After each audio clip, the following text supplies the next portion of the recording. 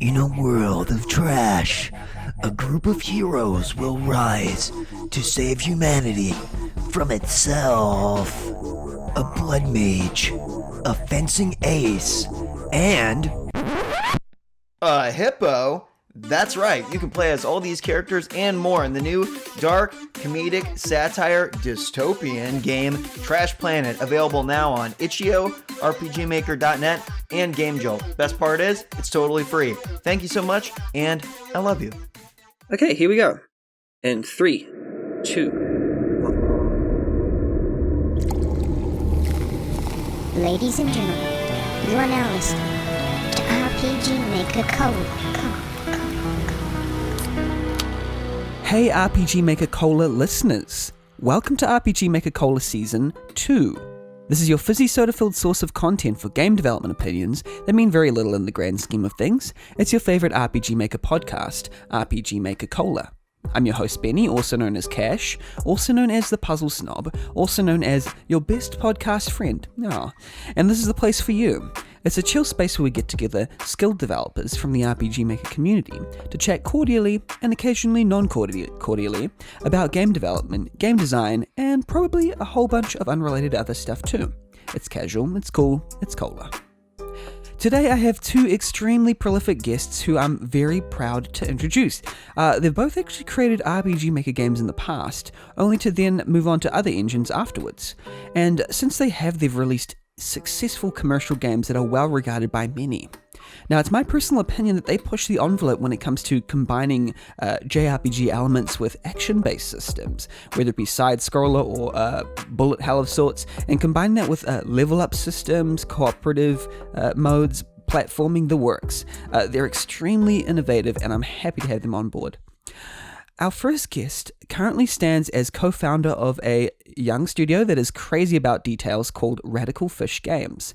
They are the creators of the phenomenon CrossCode, a retro-inspired 2D action RPG set in this distant future, combining exceptional 16-bit SNES-style graphics with butter-smooth physics, a fast-paced combat system, and engaging puzzle mechanics served with a gripping sci-fi story. You play as Leah, logging onto a fictional MMO called Crossworlds, though she has lost her memory and is completely mute. However, this developer's beginnings seem to have been in the German RPG Maker scene, primarily in ImpactJS from 2001, creating the RPG Maker 2000 games Velsarbor, a game which pushed the technical limitations of the engine, and Tara's Adventure with developer GS and SDS.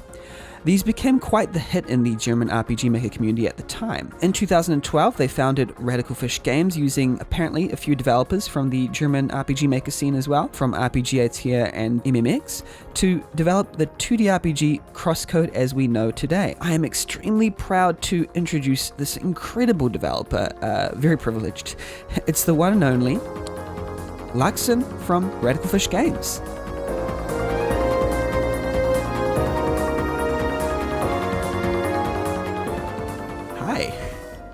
Yeah, hello, that's me. Thanks for having me. That was a very complete summary of where we started, actually. And we're sure to hear more about that later, but yeah, thanks for being on board. I really appreciate it. And now, our second guest here is a game developer and pixel artist who is an Android engineer by day and a game developer by night. They're passionate about rapidly creating and testing software. Ever since they joined the RPGmaker.net community in 2008, and possibly earlier, my research couldn't tell, they soon after created Starless Umbra, an RPG which was originally developed in RPG Maker but has now moved to another engine in as recent as 2020, I think. In Starless Umbra, you join Amalia, a trekker from the simple orphan colony of Tolron, as she discovers the veiled world of Alcuria in search of her friends. The game's history is ingrained in RPG Maker. Having started in 2008, it received featured game, had 667,000 profile views on RPGmaker.net as of this date, 16,000 downloads, and several rave reviews. However, in their break, this developer also created Heroes of Umbra, a 2D multiplayer platform platformer RPG written in Java using libgdx. An incredible feat of platforming, RPG elements, and multiplayer, this commercial game paved the way for this developer to return to their older project, Starless Umbra, with an upgrade to a new engine, I believe in GameMaker Studio 2. They are currently working on this game. It's my privilege to introduce the incredible, the amazing, Zexyu or Dragonheart Man.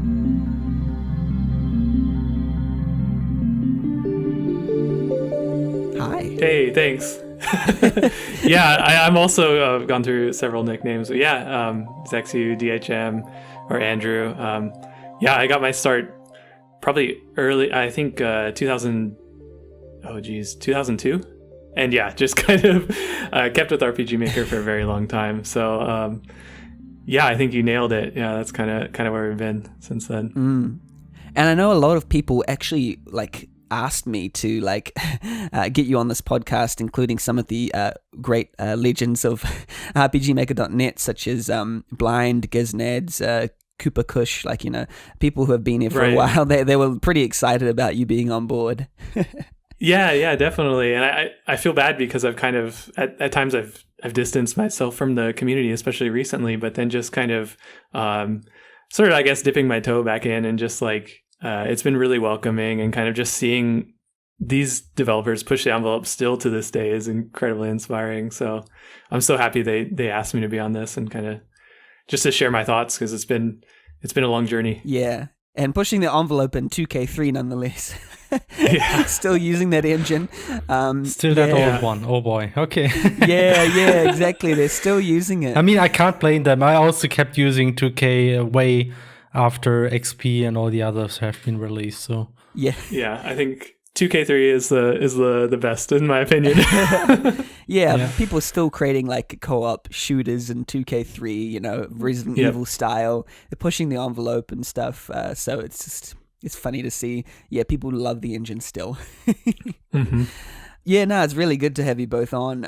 It's a privilege, and you're both ingrained into RPG Maker history, and also you've gone to create your own commercial careers. So I'm really thankful. Yeah, you're both amazing. Thank you. Yeah, thank you very much. Awesome. So yeah, we've got a great episode lined up to the listeners today, and yeah, we're going to go into our first thing, which is the Buzz Corner.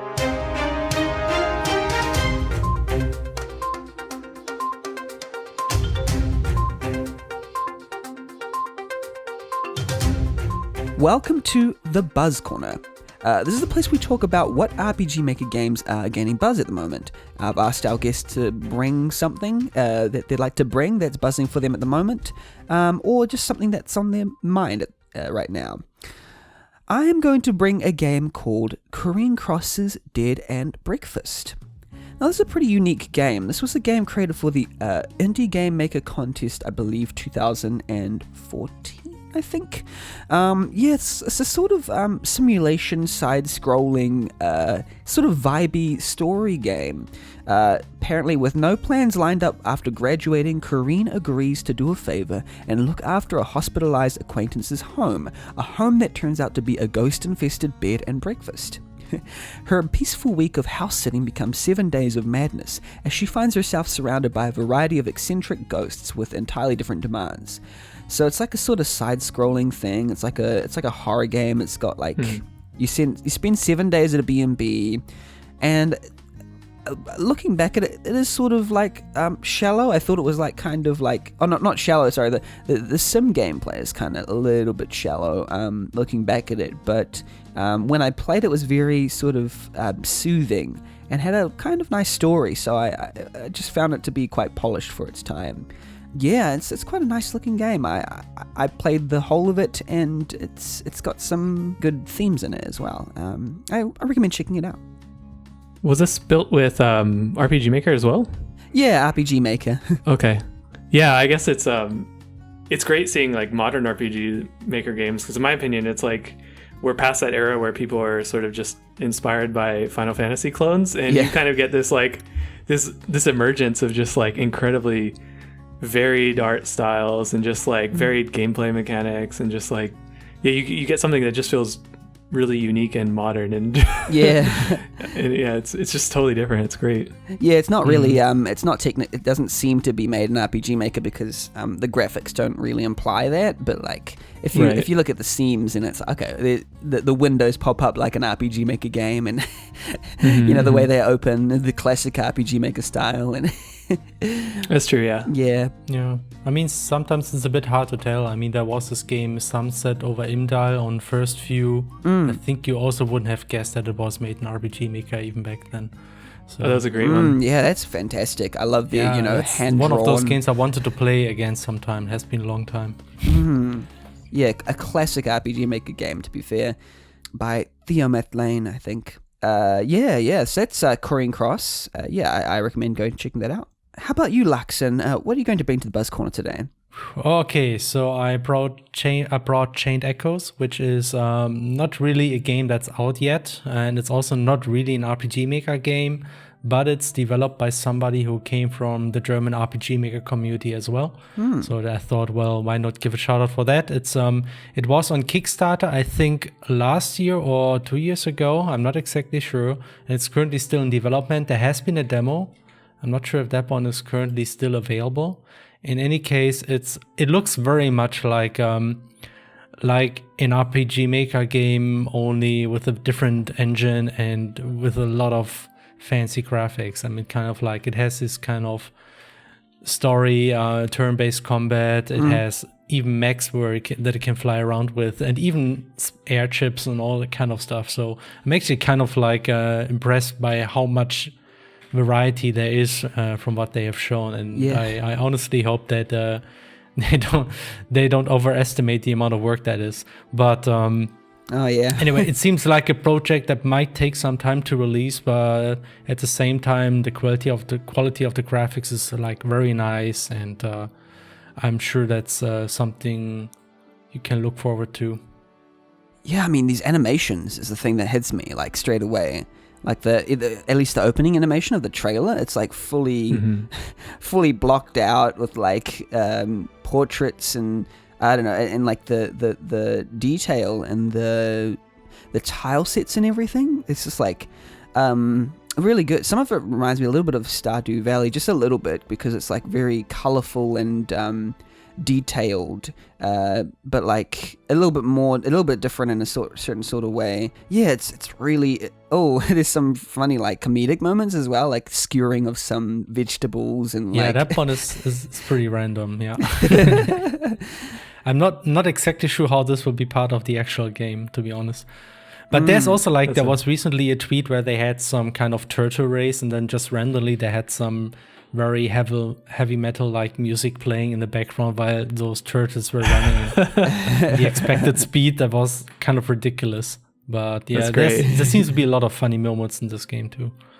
Yeah, I think I remember seeing this game, and I could have guessed, I suppose, that it came from like someone who had worked with RPG Maker in the past, and it does spring out to me as just like very much drawn from the roots of like 90s anime and JRPG, like where you have the giant mechs and everything. And I think that's just such a good throwback. And I don't think the demo is available still, but there are videos of people playing it on YouTube, and it looks so incredibly polished. And I agree with your sentiments too, Lachsen, that I think this is a very ambitious game. So a release date of 2022. Oh man, I mean, it's kind of like CrossCode, right? It was supposed to release 2016 and took us just 2 years longer. Well, that's pretty good. Yeah, that's pretty good. Actually, not too bad now that I say it out loud. But still, we also had, as far as I know, there's mostly one person working on it. I'm not exactly sure, but we have always been a team with a couple more people. But yeah. Yeah, and like, wait, is this only developed by one person? I'm not exactly sure, as far as I understood, but that would be that would be unbelievable. Now I get what you're saying. Not entirely, but I like, at least in terms of graphics, I actually understood there was mostly one person working on that.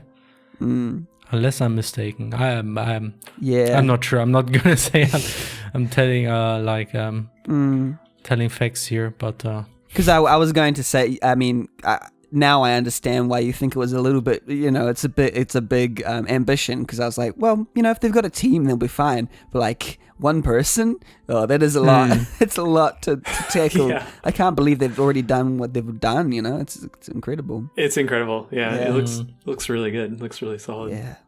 So, Zexyu, what are you going to bring today? Okay. So I brought with me a game that I think one of us is somewhat familiar with.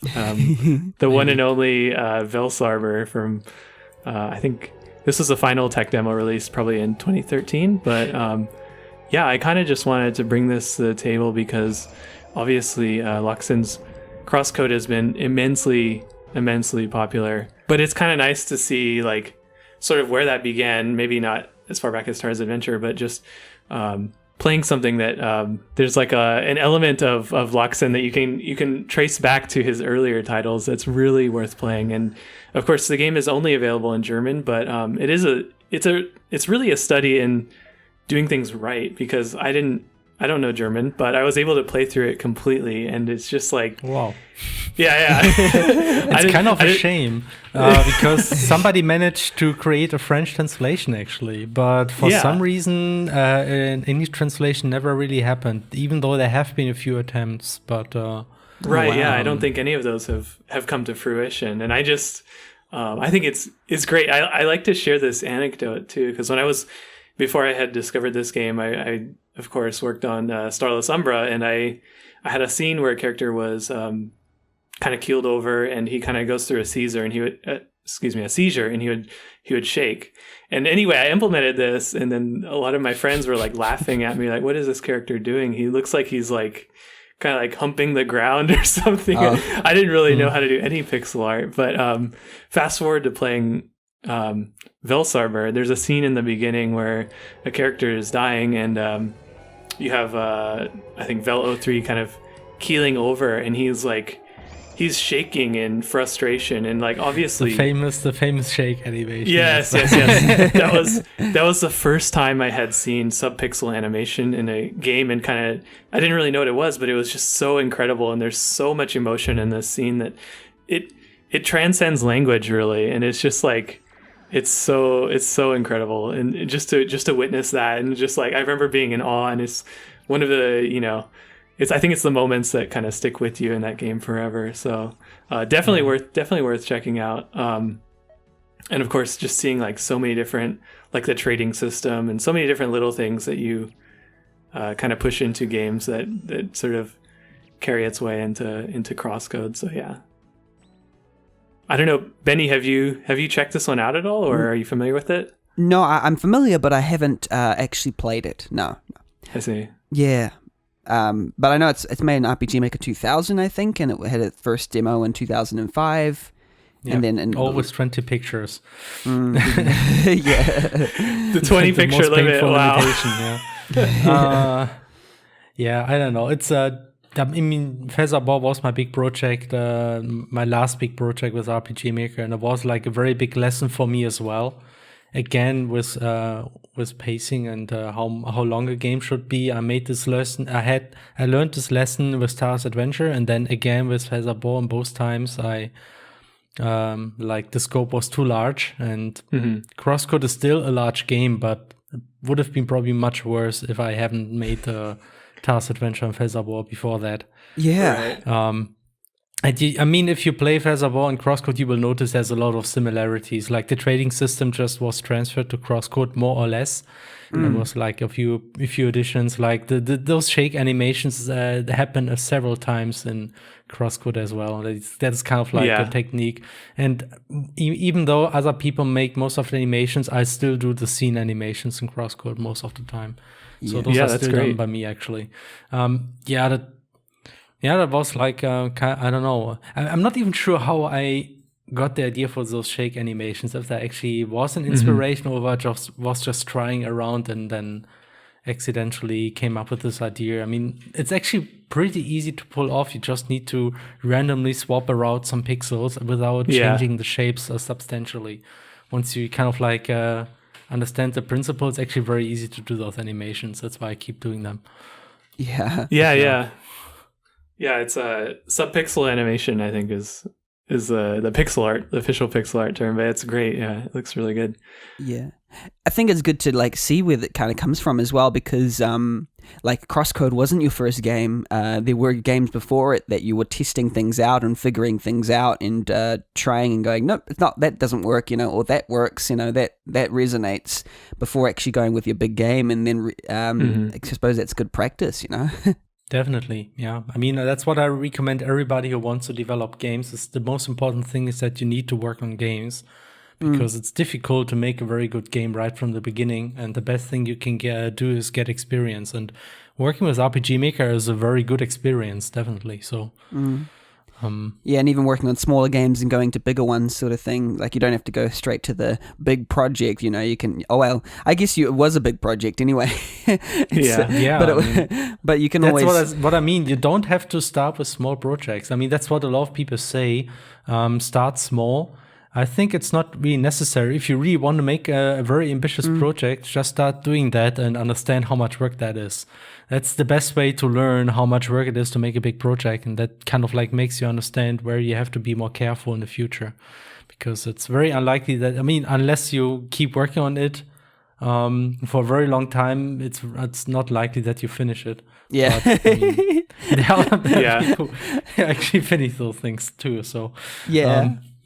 Yeah, that's totally a good point. And I think there's a lot of value in failing and not finishing something too. Yeah, where you sort of learn. And a lot of people too, when they develop, it's more of like you're reaching to sort of kind of, I don't know, I think of it like sculpting, where you like have this really rough idea and it takes time to refine, and kind of just going through that process there's a lot of value in that, I think. I think it's also important to realize that for both of your careers in the early RPG Maker scene, there was this general sense that both Lachsen and zexyu, when you created your games, it was like, wait, is that possible in RPG Maker? So it's like so there was a sense that you were both pushing technical limitations, and then you would eventually go, okay, now I'm going to use a different engine because I need something that suits those technical limitations. So I think it's important to push the boundaries, and I think that's pretty unique in your work. Yeah, that's how you you wanted your game to stand out, right? It was all these flashy systems and ideas, and even if they were like totally incongruous and didn't make any sense, like, oh, you needed like item synthesis or a running system and like these stamina meters and all this stuff just to make your game stand out. And then in Germany we had also like this running gag that you had to have a weather system in your game, even though it didn't make any sense. You had to have a dynamic weather system. So. And lighting effects was another big one, right? All your screenshots. You had to have those attempted lighting effects. We're just without transparency, just putting a transparent image over the screen. That was lightning in RPG Maker. Yeah, it was good times. a beam of light from the corner of the screen. Yes. Oh yeah, nuclear explosions. Yeah. That's great. That's funny. Yeah, it's funny to think about that. Screenshot threads were like the jam, the more impressive your screenshot, the better, it's like, whoa, how did they make that screenshot? I'm not even 100% sure how exactly that was in international communities, but in Germany, that was kind of like almost an obsession with people. Yeah. Like we had those regular screenshot threads, and people were always posting screenshots, and there was kind of like, they developed the art of making the perfect screenshot. And it was so much about just making that one screen look amazing. Yeah. Just neglecting everything else what is important about a game. For instance, having like a game, like a level design that you can navigate. That's not important. Like, just put all the stuff in there. It must not look empty. Yeah. And if you actually develop the game based with this kind of standard, like, it's not a good idea. That's why at some point I decided, man, screenshot threads are actually kind of like not a good idea. Maybe we should focus on other things. Yeah. The 20 by 15 map, and you would just cram as much shit into it as you could. Yeah. I love it though. And those threads would just go on, and it would totally like, even though it was like none of those games would ever really get released, it was still kind of inspiring. That was everywhere. Like in Germany, those were endless. Those screenshot threads.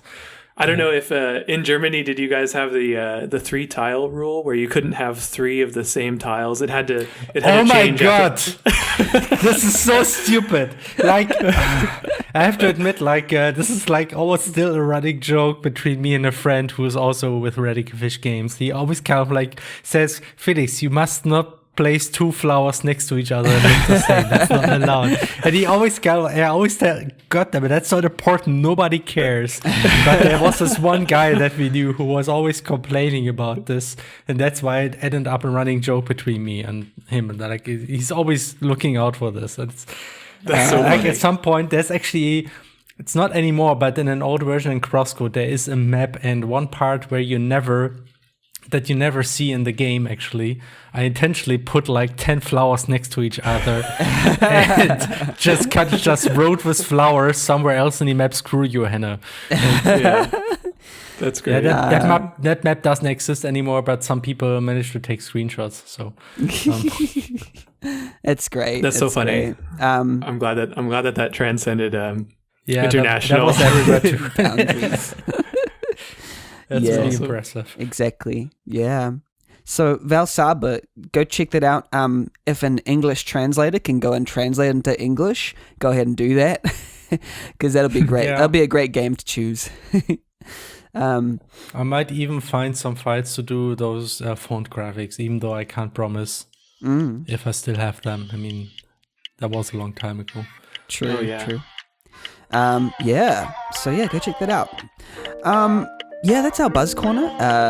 That's awesome. Go check those games out. And now we're going to move on to our next section, which is about games and the games we have been playing.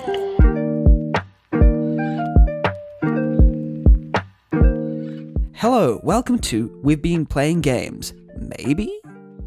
Have you been playing games? If not, that's fine. But if so, you can listen here as each of us talk about a game we have been currently playing or have played in the past, and explaining what we liked and disliked about it. So yeah, we've been playing some games. I played through a game. So I'm developing a game which is sort of like a life sim or visual novel of sorts. So I've been looking through visual novels that are kind of psychologically based and kind of based in drama of people's lives and the emotion of people's lives. And this one kind of caught my eye, Coffee Talk, with like some gorgeous looking pixel art graphics. It's a coffee brewing and heart-to-heart talking simulator about listening to fantasy-inspired modern people's problems and helping them up by serving up a warm drink or two. It's backed up by a really like awesome like how do you call it? Beats to study to lo-fi beats to study to kind of soundtrack, where it's like really mellow coffee vibes. It's very similar to the game Valhalla Bartending Simulator. I can't remember the full name. Bartending Simulator, where you kind of you serve coffee and you talk, and that's sort of the game. But based on what coffee and tea you serve, different plot lines will emerge. Yeah, I really loved this game. I love the art style, the feel of it, and I think I was mostly inspired by like its gentle nature. I don't think too many games nowadays have an extremely gentle kind of vibe. It was like soothing.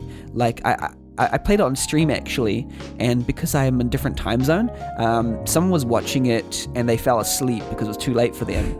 And they woke up and I was still going, and it was like they said it was like a really soothing like ASMR sleeping stream. That was how the vibe was. So I learned a lot from that game about how to structure my game in terms of dialogue and choice and characters. It was just very smartly put together, I feel. And I'm going to play Valhalla to try and like compare the two, but apparently they're quite similar in structure. You know, you serve something and you talk, but like very different in vibe and subject matter. So yeah, I really enjoyed it. I recommend Coffee Talk wholeheartedly. Yeah. That Nice. looks really interesting. I actually played also Valhalla like around the time when it came out, and that was kind of like it also had this kind of very relaxed atmosphere where it really feels like you're just talking to people, listening to people and their problems, and just because the characters are interesting and the dialogues are funny, and that's why it's fun to play it, and it has a very relaxing atmosphere too. So yeah, I mean, that sounds interesting because I liked Valhalla a lot. Like, I did look at some comments, and it did say, like, some people were saying Valhalla ripoff, but like, mostly I got the sense that those were people who hadn't played the game. They were just looking at it and going, a Valhalla ripoff, but then those who had played the game said, no, this is different. It's similar in structure, but it's very different in terms of tone, because I believe Valhalla talks about gender and sex work and stuff like that, whereas Coffee Talk is about like romance and relationships and psychology and friendship. So it was a lot different, and racism as well. It addresses racism, using the fantasy races and stuff like that. I see. Yeah, so like succubuses and stuff. There's like a Romeo and Juliet style story where they're not allowed to. Both of their families will likely hate each other because of their race, sort of thing. So they're like talking through that and having conflict over that. And this is really smartly written. I enjoyed this one. Yeah, this looks great. And the only thing that I'd say was kind of a downside maybe about it is because I played stuff like Papers, Please. And if you wanted something that got like very gameplay heavy, this is not it. This is just like a visual novel sort of thing. So it's very linear, but like I was gripped the whole way through. So maybe there were a couple dips here and there, but mostly interesting. I do feel some frustration for the comparisons to Valhalla because there's more room for more than one game within that genre, and I think the visual novel genre as a whole is very, very expansive, even though, you know, there's more than Doki Doki Literature Club, you know? Yeah, I totally agree. Yeah, I mean, the thing is, what defines a game like Valhalla is essentially the characters. That is what makes this game special. It's not the gameplay. It's kind of like having those conversations about what those conversations are and how the characters are, how those character relations are, and you can just create a new set of characters. You can talk about different topics, and it will feel like an entirely different game. So I don't really see that there can only be one Valhalla. There can be many games of this type. Yeah, I had gone through that with. If you remember when Terraria came out, a lot of people thought it was a Minecraft clone, and I guess maybe Minecraft, you know, there was a lot of that. And then actually when I released Heroes of Umbra, people were calling it a Terraria clone, and I was like, wait a minute, these games are totally different, but I guess like they see the 2D art, and then they see, you know, they just want to latch onto whatever they know. It's usually people who haven't played. You have that very strongly with Hyper Light Drifter too, because Hyper Light Drifter had this very unique art style, and they have a lot of games that went into a similar direction. Yeah, when I talk about some of them even accidentally, but people always make this comparison very strongly. Yeah, and it's usually people who haven't played the game. They just look at screenshots in the trailer and they say, this looks like blah. But if they've actually played the game, it's usually those open-minded that go, actually, no, this is a lot different. And it's actually very good. Yeah. I mean, then again, there's also people who call CrossCode looks like a generic RPG Maker game or like Pokemon. I mean, that's... people make all kind of comparisons and they don't really have to make sense. Right, yeah. Yeah, it's I true. would take that one as a compliment if it looks like an RPG Maker game. No, I'm also not entirely opposed to that, but it's kind of like CrossCode. Just we went far and ahead, creating a pretty sophisticated engine. It's kind of like it always a bit annoying when people say, "Oh, this must be made in RPG Maker." I'm like, oh. It's not even the same resolution, guys. No, it's not. Yeah, and it's the same type of people, I guess, who would call an electronic soundtrack any electronic like artist to say, "Oh, this sounds like a video game thing." It's like sometimes it's not, you know, like James Blake or like, you know, other I don't know, or like they call everything Undertale. I don't know. yeah, definitely. Yeah, but it's funny. This looks great though. Yeah, I think the characters definitely, as Lachsen pointed out, just like. They're all very unique, and I think the dialogue is something that I struggle with. So I think maybe I should do my homework and play more of these visual novels. Yeah. Oh, this one's pretty short too. I think it's a bit shorter apparently than Valhalla. This one's like 6 to 8 hours, so it's not super long. I think Valhalla is more in the like 12 to 15 hour range, if I recall. Yeah. Got it. Yeah, so this one's a bit shorter, but I recommend it. It's really nice. Very concerned with the drama of people's lives. Yeah, that's coffee talk. Lachsen, what would you like to bring today? I just wanted to talk about something that I played recently. The best thing I could think about was the 5EZ7 remake, which I think most people probably know already about. And I essentially, I don't know. I just wanted to talk about like how this was essentially like the first game from Square Enix where I liked the characters again. Well, I mean, I didn't play Final Fantasy 14, and I heard there's actually a lot of good writing in this game too. But like Final Fantasy, I mean, I grew up playing a lot of Final Fantasies, obviously, and that was kind of like my biggest JRPG experience. You have to know, in Germany, we actually didn't get any Final Fantasy up to 5EZ7. That was like the first official Final Fantasy we got in Germany. Yeah. And that was quite the experience when I actually saw that back on the PlayStation, just even those blocky graphics, but just the way how the scenes played out, that was quite the amazing experience. That's why 5EZ7 itself will always be kind of like special to me. But then again, that like over the years, like it kind of like started a bit with 5EZ10, with some like of the characters and the writing didn't really work that well for me. But it really went badly with 5EZ13. Something about Final Fantasy 13 and the writing and the characters just really annoyed me to no end. I kind of like, I thought, man, Square Enix just lost its ability to make good characters and good writing. That was at least my opinion. Like all those other games, I mean, I get the impression like 13.2 and 13.3, like Lightning Returns, may have been a bit better. At least I only saw those games a bit. But like with 5EZ15, I also got the impression, it's maybe not as bad as 5EZ13, but there's so many games that do a better job, like Xenoblade, for instance, and all that.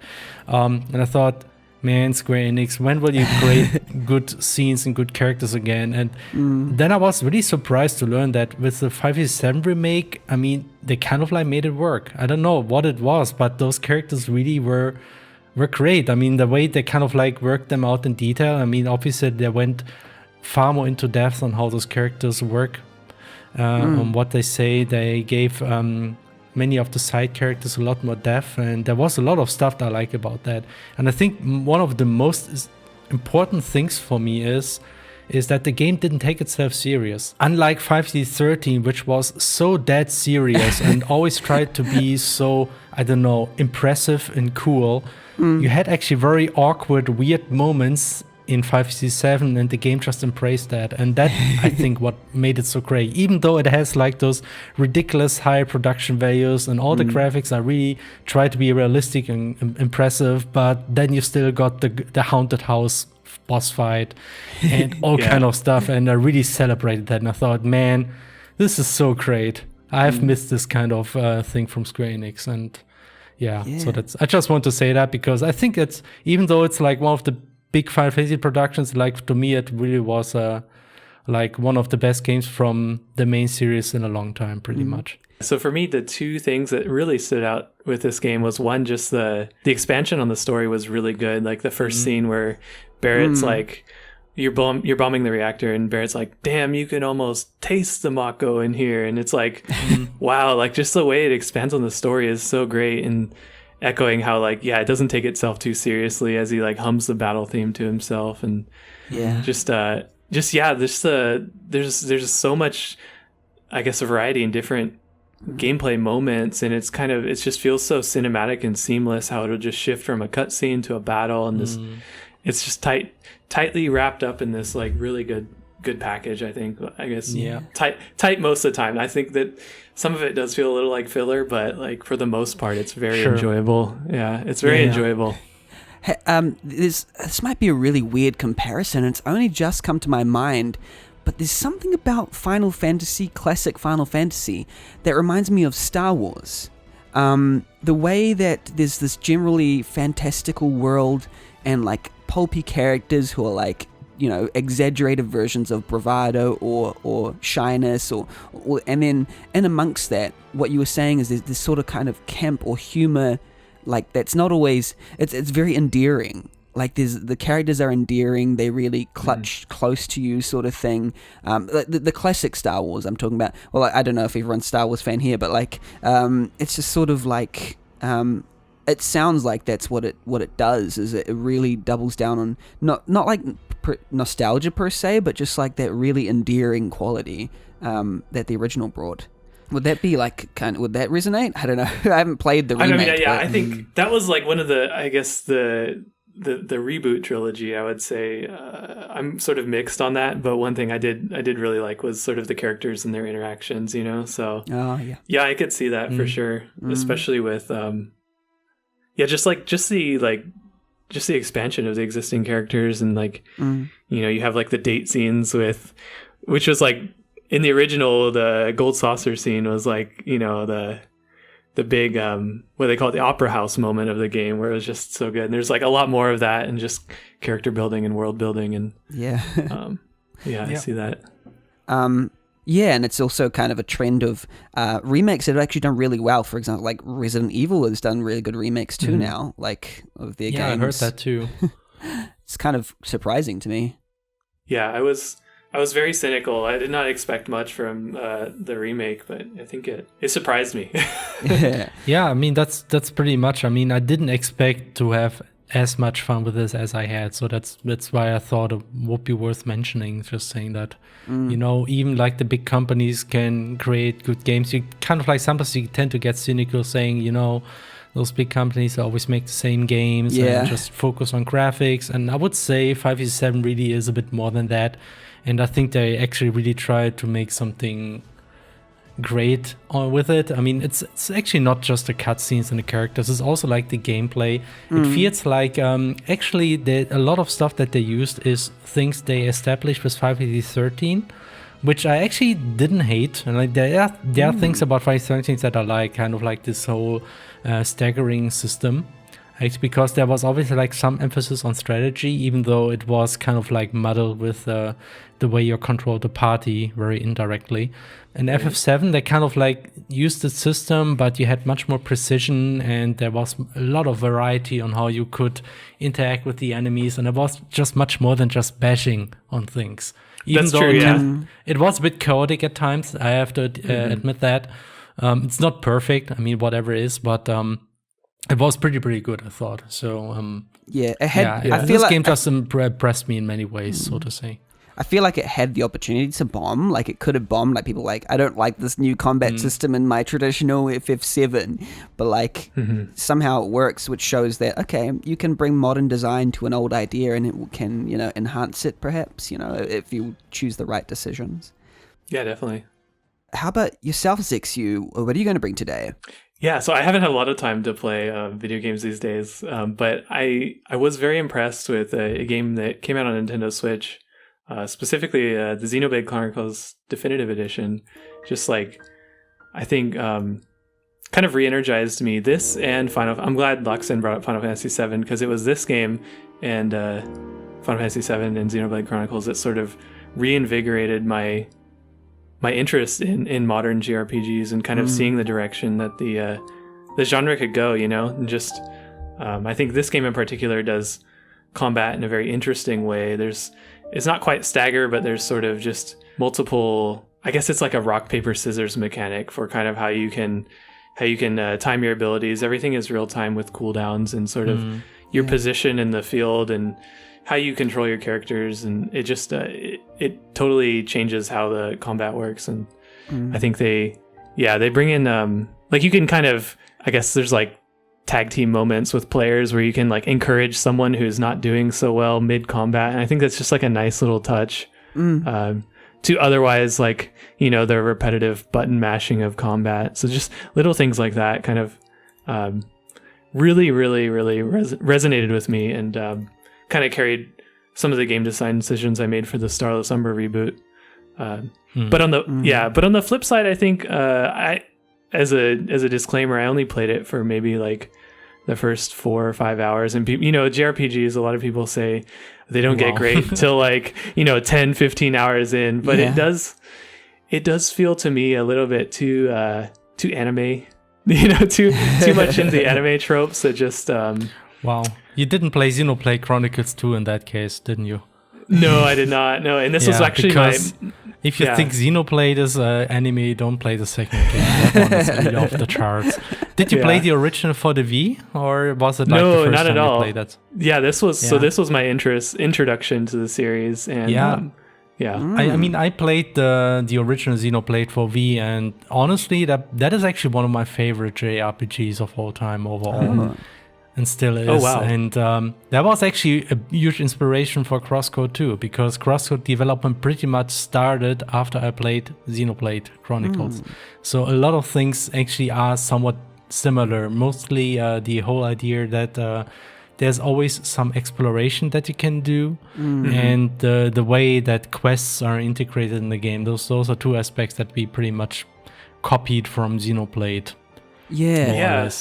I'm glad you brought up the quest too, because that was another area where I thought they totally modernized it, and it wasn't like you think of questing as like running around and I don't know, these like grindy time sinks, but it totally just streamlines the entire process, and you can kind of warp around and stuff like that. So that's a good point. Yeah, the game just makes it very easy to kind of like accept a lot of quests at the same time and just do them while you do other things, so they don't feel as much of a burden. And and they broadcast like enemy difficulty and things like that very clearly. So if you wanted to, you can challenge yourself to these really difficult fights, or you can kind of avoid them and just, I guess just, it feels so tightly knit as like a package. You think of old school RPGs with like random encounters where you're walking around and like you suddenly transition to a battle scene, but more and more I feel like I like the experience of just like kind of having everything all in one. It feels more immersive, like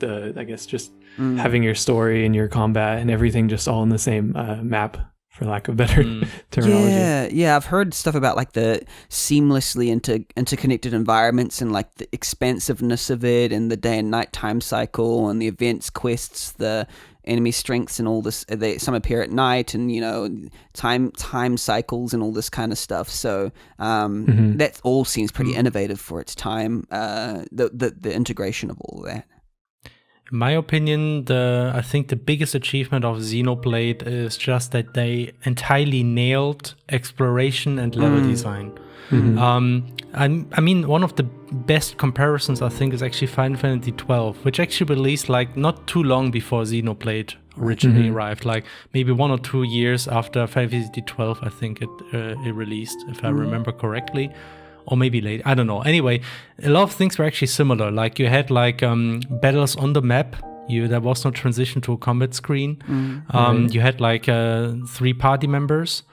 But something about Xenoblade I thought was so much better, and it was mostly just the level design, because while in 5v12 the level design was really just, it was very flat. You were mostly just running around corridors. There were little interesting things to discover. So linear. In Xenoblade they really tried to make things unique and interesting, and there were a lot of hidden ways you could go. There were always nice things to explore. You can just walk like a certain path, and you end up with an amazing viewpoint or landmark where you can just have a nice view at a waterfall and stuff like that. And there was so many little hidden secrets everywhere, and that was just you didn't have this with most of the JRPGs at the time.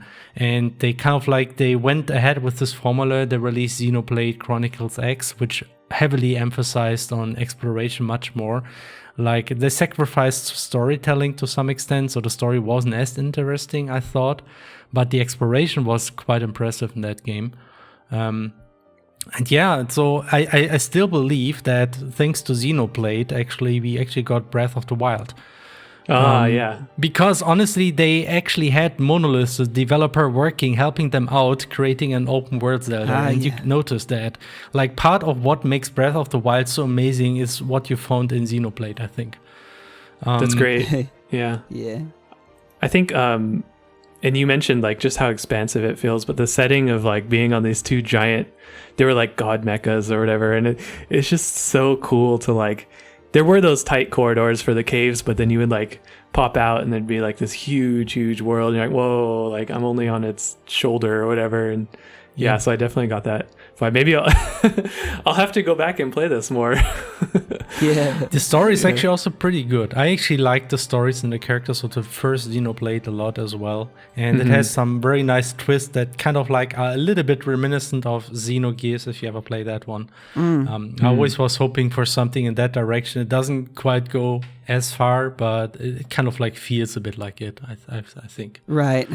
Yeah. Yeah. Some of the characters feel, I guess early on, like, I think, what's her name? Charla. It feels a little bit forced how they join your party, but I think that just comes with the trope of like the JRPG where you have your characters I'm not kind of come exactly together. sure. I don't quite remember how exactly it was in detail, but yeah. Yeah, excellent. Yeah, thanks for bringing that Xenoblade Chronicles. People go check that out for an innovative piece of history. I believe it's on Switch now. And also the FF7 remake and Coffee Talk. Go check those games out. Now we need to go to our next, more serious part. It's the topics we must discuss, because this is a podcast and it's serious.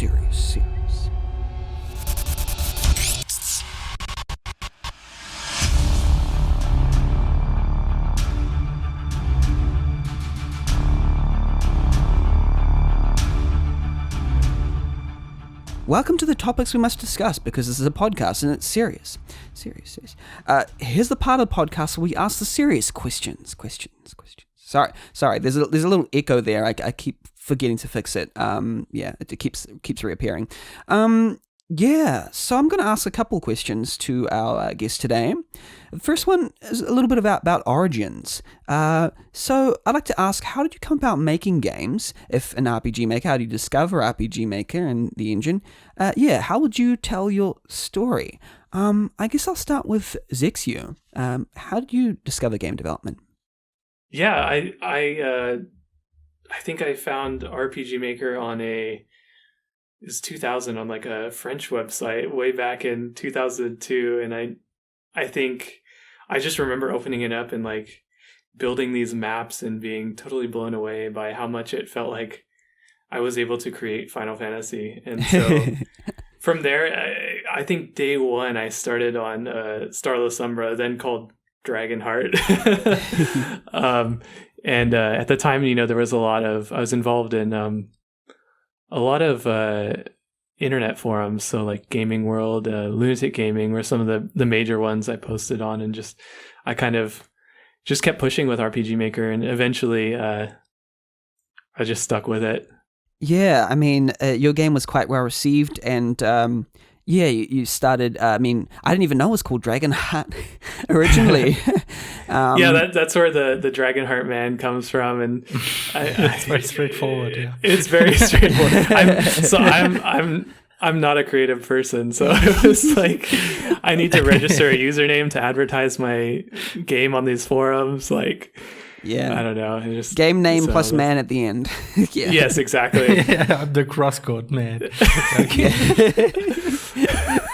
Yeah, it's very neat idea, actually. That's so funny. Yeah. It's just like permanent advertising, and it's stuck. And I the other thing that I did was I kept the same avatar of Ness from Earthbound. So I've had the same avatar for like, almost 20 years now or whatever. So. Oh wow, okay. Yeah. I'm actually very similar in that I was very, very lazy with changing my avatar. Like, at some point I threw myself a fish and that just stuck there forever, essentially. I had a big aha moment when I found out that Lachsen, I believe it's German for salmon, right? So that's right. Yeah, that's why I threw a fish. It's actually the funny thing is the name. I didn't want to talk about myself now. Oh no, I mean I don't actually have too much to add specifically to making games. I think I stuck with RPG Maker from there, and like we kind of touched on earlier, just like really pushing to see how far I could kind of push the engine, and sort of that was where I got an interest in software engineering and things like that, and just I was always kind of came back to Starless, Umbra / Dragonheart as sort of this game that I wanted to tell, and I think that's not very unique, but Yeah. I've just kind of stuck with it for the long haul, I guess, at this point. So, And were there any like communities or users that you'd find instrumental in your growth? Yeah, actually, Blind asked me a really great question. I'll touch on that a little bit later, I think. Oh, But okay, okay. There's a ton of influential games, I think, and just a lot of these games kind of just stuck with me in the era of like Wild West, Final Fantasy, Chrono Trigger rips, and just like blaring midis. And I'm at the point now where I have just such a fond nostalgia for those makers. And Yeah. it's great. Yeah. How about yourself, Lachsen? How did you come about making games? What's your story? It's actually not so different. I mean, it just takes place in Germany. At some point, I also found the RPG Maker somewhere I think it was like the community was named different back then. I don't quite remember the name. It was renamed to RPG Atelier a bit later.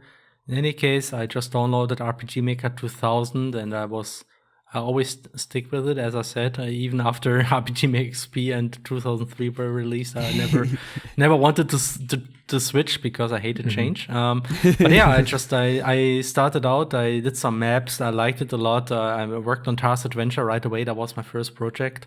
The first 2-3 versions actually used the standard combat system. And then I actually saw some people doing custom combat systems. And then I thought, hey, I want to do that too. And I wanted to make it like in Final Fantasy VI, that means active time battle, so you can actually interrupt the selection, and I kind of like made it work. And then I actually canceled Task Adventure, mostly because I felt like it was too much. I actually realized that so many things, there were too many combat combat techniques. The story was huge, and for some reason I just felt I had to start something else because it was too much of a mess. And like the way you started developing back then was just like you just go head in and you do something. You don't think much about it. At least that's how it was for me. And you are amazingly productive that way. I still can't believe how quickly I actually made those games back in those days. Like when you don't think about stuff too much, you're just so infinitely productive. And these days you just overthink things so strongly. And then I started Velsarbor. Actually, funny story about this game, I always pronounce it Velsarbor. And nobody pronounced it that way. Everybody says Velsarbor. So that's essentially effectively the real name now.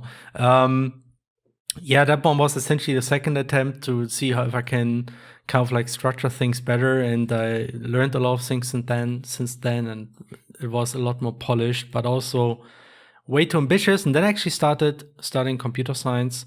The funny thing is I actually didn't know programming when I started with RPG Maker. I learned programming probably because of RPG Maker. So then somewhere in between, I learned a bit of Java, and then I started studying computer science here in Germany, in Saarbrücken. And I kept working with RPG Maker. I actually had another RPG Maker project called Porteris Grey, which was kind of like a side-scrolling Game Boy-esque game. Oh, wow. Make with RPG Maker 2003 in this case, actually, because more images. That one was also a lot of fun to work with. And we were actually thinking of, hey, we can make it was like a very short demo for a competition. And we thought, hey, we can make a full game out of that. But actually, the main reason why I went away from RPG Maker was just that I noticed that, at least at the time, those RPG makers that I like to work with actually ran pretty badly on Windows 7 and Windows 10. There were like some issues because just they were not as compatible as they used to be, and that really demotivated me because that's really a problem if people move to new operating systems and the game is stuttering and glitching. No matter what you do, that's really a big turn down. And so then I actually looked into a bit of Nintendo DS homebrew development, and that was really difficult with C++, but I tried that a bit too. And then we made the weird switch to HTML5. That's how CrossCode was developed. There's actually a story behind that too, because I actually did some work at university with HTML5. That's why I actually learned a lot about the technology and learned to like it a lot. And that's why I decided, hey, I want to make a game with that. And that turned out to work pretty well, except for console ports. But yeah. I think I talked for enough. No, that's great. Yeah. 50 pictures is still not enough.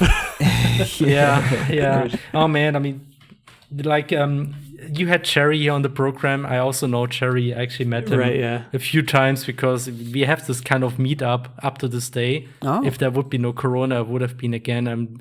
He's very often still there, and I see him there sometimes. And he did all kind of patches that allow you to do all kind of incredible things. And now these days, I actually think I might still be motivated again to work with RPG Maker, but now I have my own engine, and that's actually, if you actually get to this point and you manage to do that, it's you don't want to go away from that. It's true. Yeah, DynaRPG was just incredible to see like what he's done with DynaRPG and things like that. So. It's still going. It's still going with under Pepsi Otaku as well and stuff. It's another episode, but I just wanted to mention a couple of things. A lot of people, it's actually a common story where people start with RPG Maker and then they move into a software career because of the RPG Maker development. It's interesting. I've noticed that as a trend when I ask people about this. Yeah, I didn't touch too much on my professional life earlier, but I think Heroes of Umbra, when I switched to that, it's its own engine, I guess, in Java libgdx. But when I was applying to software engineering jobs, that was I started in mobile games, and that was the game I showed off. I was like, here's this game that I'm making, like, and that actually worked to my favor exceptionally well. So, wow. Yeah. I think games in general are like a big factor for getting people into programming. Yeah. And it would just be the thing that I wouldn't always expect out of RPG Maker, because RPG Maker tends to be the engine that is aimed towards people who can't program. Right. But then if people want to do things more with RPG Maker, they have to learn, So I guess that is a sort of onboarding, like for people who I'm not going to program, and then they end up going, oh wait, I have to learn to make what I want. So then they go and do that. Yeah. There's something to be said too about sort of boxing yourself in with a technology that really has all these limitations, but it forces you to be creative in so many different ways. And of course, it could get you in trouble, but I think it's it's just something to be said about how it really pushes you, and within those constraints, you see some really creative people emerge from that. So and a lot of people. To be perfectly fair, I mean, you should always start with a game engine in any case. Like, you should not say, I want to make a game first, I learned to write a program. Because, from scratch. Developing an engine, if you never actually work with a game engine, is very, very risky. And working with RPG Maker gives you a very good idea how a good engine can look like. And we designed our CrossCode engine after RPG Maker. It's not a big secret. Like, that's a big engine that we knew. And it's essentially like an RPG Maker that's very customizable in the end. That's great. But yeah, so I think it's a very good entry into game development. I mean, even if you don't want to program it now, I mean, that's why it's so easy to get into it. Like, you can't just play around. And it's very good experience because you learn how a game can be structured. And that's very, very good knowledge. And you don't have to worry about nitty-gritty details like, how do I serialize my save data to a file, and like all these things. So and another thing to realize, I suppose, is you only moved on from RPG Maker once it couldn't do what you wanted it to do, I suppose. That's right. Yeah, because you were wanting to use RPG Maker, but then you're like, okay, wait a minute, it can't do exactly like in Lachsen's case, it can't do Windows 7 games. So like, I'm like, okay, now I have to try something else. It's a great stepping stone. I have to admit, I'm a bit stubborn in that regard. A lot of people that I know that also started with RPG Maker moved way more quickly to programming. I was kind of like, nah, I don't want to do that. I will stick with my RPG Maker 2000 until that's not possible anymore. And then eventually I gave up too, but like, it's like I might be a bit more extreme in that regard, that I'm very slow at switching to other things. There definitely are some people who just really love what they started out with. But I mean, to be fair, with RPG Maker 2K and 2K3, they were such solid engines for their day. to have been made during that time, particularly with usability in mind. They were like, in my opinion, ahead of their time when it came to usability for non-programmers creating games. Definitely. Nowadays, nowadays it might be a bit different story. Sometimes they get a bit more complicated to use, but that's just me. With scripting and stuff like that. But totally. I'll echo the sentiment that I was very stubborn with switching from. I wanted to use 2003 till the very end, and up till 2013 I was developing, and it just. I guess, just the limitations of just not being able to like have true cross-platform. And I suppose with like some of Cherry's patches, my vision probably could have been seen. So I always joke that maybe when I retire, I'll go back to RPG Maker 2003 and finish the 2003 version of my game. It's a fun engine to use.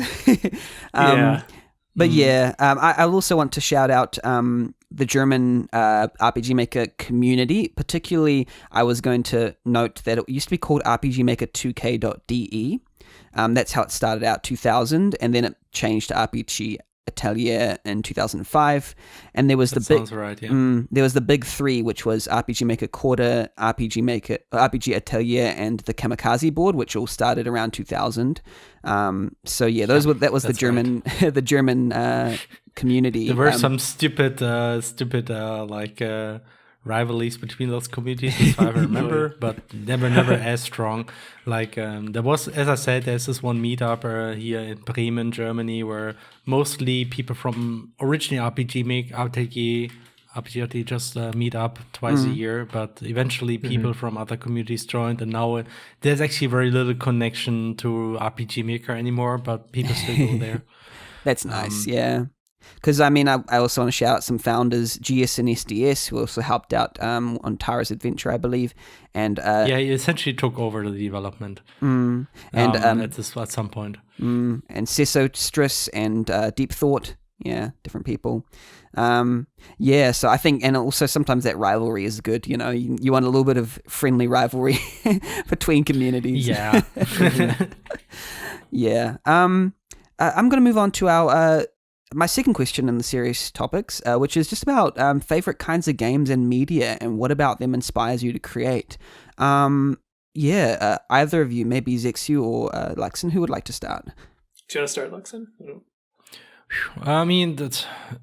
I played a lot of games in my life, not too many in the recent years, because working on games actually keeps you very busy overall. But I started I started playing with Super Nintendo mostly. So some of those old games are still have a very big influence on me.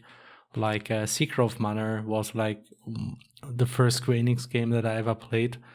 And that was huge for me at the time. Okay, actually, no, Mystic Quest Legend was before that, but let's ignore that one. one of the few exceptions that we got in Germany, our excuse for Final Fantasy. But Secret of Mana was huge for me back then. There's also Terranigma, which you unfortunately didn't get in the States, as far as I know. That's also an amazing Super Nintendo game that I really recommend playing if you didn't give it a try yet. Even though it may have not aged perfectly in terms of level balancing, all that, still very nice. It's action RPG, kind of like the success of Illusion of Time, Illusion of Gaia. And it just goes on, Final Fantasy, of course, Chrono Cross, Chrono Trigger, Xenoblade, Xenogears, Alundra, Xenoblade, as I said before. Then there's Valkyrie Profile is also a very big inspiration for me in particular. There's also action games, Devil May Cry. There's Kingdom Hearts also. There's so many games. Also TV shows, movies. It's always hard for me to list things like this because there's usually not one thing in particular that really sticks out strongly. It's always a mix of things. But That's kind of like a rough overview. There's also Yoshi's Island. Essentially, Yoshi's Island came up with those. This is both throwing mechanic that we have in CrossCode, which is like a core mechanic. Yeah, I was going to bring that up, so I'm glad you brought that one up. So that's a great one. Yeah. But yeah, that's roughly an overview. Yeah, awesome games. How about yourself, zexyu? What games and stuff for you? Oh, totally. I think I would just echo pretty much most of what Lachsen said. I think for me, I guess maybe one that wasn't mentioned was Super Mario RPG. I don't know if you guys had that one, but just like I loved the marriage of platforming and RPG. In addition, just like the mini games. Everything was just such a unique package and just was such a joy to play. So I think games like that just stuck with me. And of course, now these days, don't play as many RPGs because game development keeps you busy. But yeah, totally. I'm trying to think if there are any other major ones. Yeah, Secret of Mana is a huge one for me. And even replaying it, it's like, it's not really, there's a lot of flaws with it, but I would still recommend it to someone just because of it's actually still fun, I think. Yeah. Yeah. I actually played the remake. They made the remake of Secret of Mana. I didn't play that one, but the second Densetsu 3 remake, which is now called Trials of Mana, finally. Like, we never had a name for all those years. And suddenly it's Trials of Mana. Okay, good to know. Yeah. The remake actually was surprisingly fun. That was actually a game that I played recently, last year actually. That's one great. Was actually more fun than I would have expected. It was kind of like, it was trying to be more than it could afford. Like, the cutscenes were all 3D, but they were not that impressive because making very good 3D cutscenes is actually pretty difficult. But, you know, like the rough gameplay mix, they actually managed to add platforming to it, which wasn't in the original. And they made it in a very good way. Actually, the game had some surprisingly good exploration. That's awesome. So that's actually something I could also recommend looking into maybe. But Secret of Mana. The original too, Seiken Densetsu 3 was just, it's probably the pinnacle of like beautiful RPG SNES games for the time. So yeah, it's definitely like a study in pixel art and Trigger, everything. I would say. Yeah. We also didn't get Chrono Trigger. We also didn't get Super Mario RPG. It was very hard living in Germany at that time, I can tell you. We had to import everything. Fortunately, I was in a family where my mother actually did that. She actually bought some of the games from the United States, and we had like a special adapter so we can play them on our television. Oh, great, yeah. Because we had a different television format, and it was like a pain. But I actually did play Chrono Trigger and also Super Mario RPG, I think earlier than they became available here because of that. So yeah. Awesome. It's good to hear your influences and stuff, and sorry that you didn't get to experience all the media straight away, but hopefully all those are coming out now. You can try them. Yeah, awesome. Well, it's good that then it's not just rose-tinted glasses. So, like a lot of people are like, "Oh, you just enjoyed those games because you played them when you were younger." But yeah, that's an interesting topic because some games are just released at a certain point and they just become so influential and such a zeitgeist that all the other games take from them. They copy them, and when you play the original game for the first time, it seems stereotypical. Like, it's like, okay, this has all been done before, but it was all done after. Like everyone else, like if you watch the original Godfather for the first time, it may not be the same effect because all the other mafia boss movies copied The Godfather pretty much. So it's like same thing with like Chrono Trigger, original Final Fantasies. It's like, okay, I've seen this plot, but it's like, no, this was an original plot. it was unprecedented for the time. Yeah. Yeah, excellent. Yeah, like for instance, Final Fantasy VII, it's like, what? 3D RPG? What? Right. It's like a big thing. But nowadays it's just like that isn't always taken into account, that it's so mind-blowing. See those graphics today, they think, what the heck? How could you play characters looking like they're made out of cubes? When literally they're like... Minecraft is, on the other hand, is okay, I don't know. Yeah. Excellent. Yeah, even Minecraft is like crafting, making a world. What? You know, you're editing the game world within the game. Whereas now it's like, well, you got tons of games like that now. But it's like, at the beginning, it was like... that's massive. I played it and I was blown away. Yeah, it's perspective. Yeah. Awesome. Thanks for bringing your influences in the games in the serious corner. Yeah, now's the time to... we had a lot of questions from the community, and we're just going to jump to that right now. In this section we like to call the question box.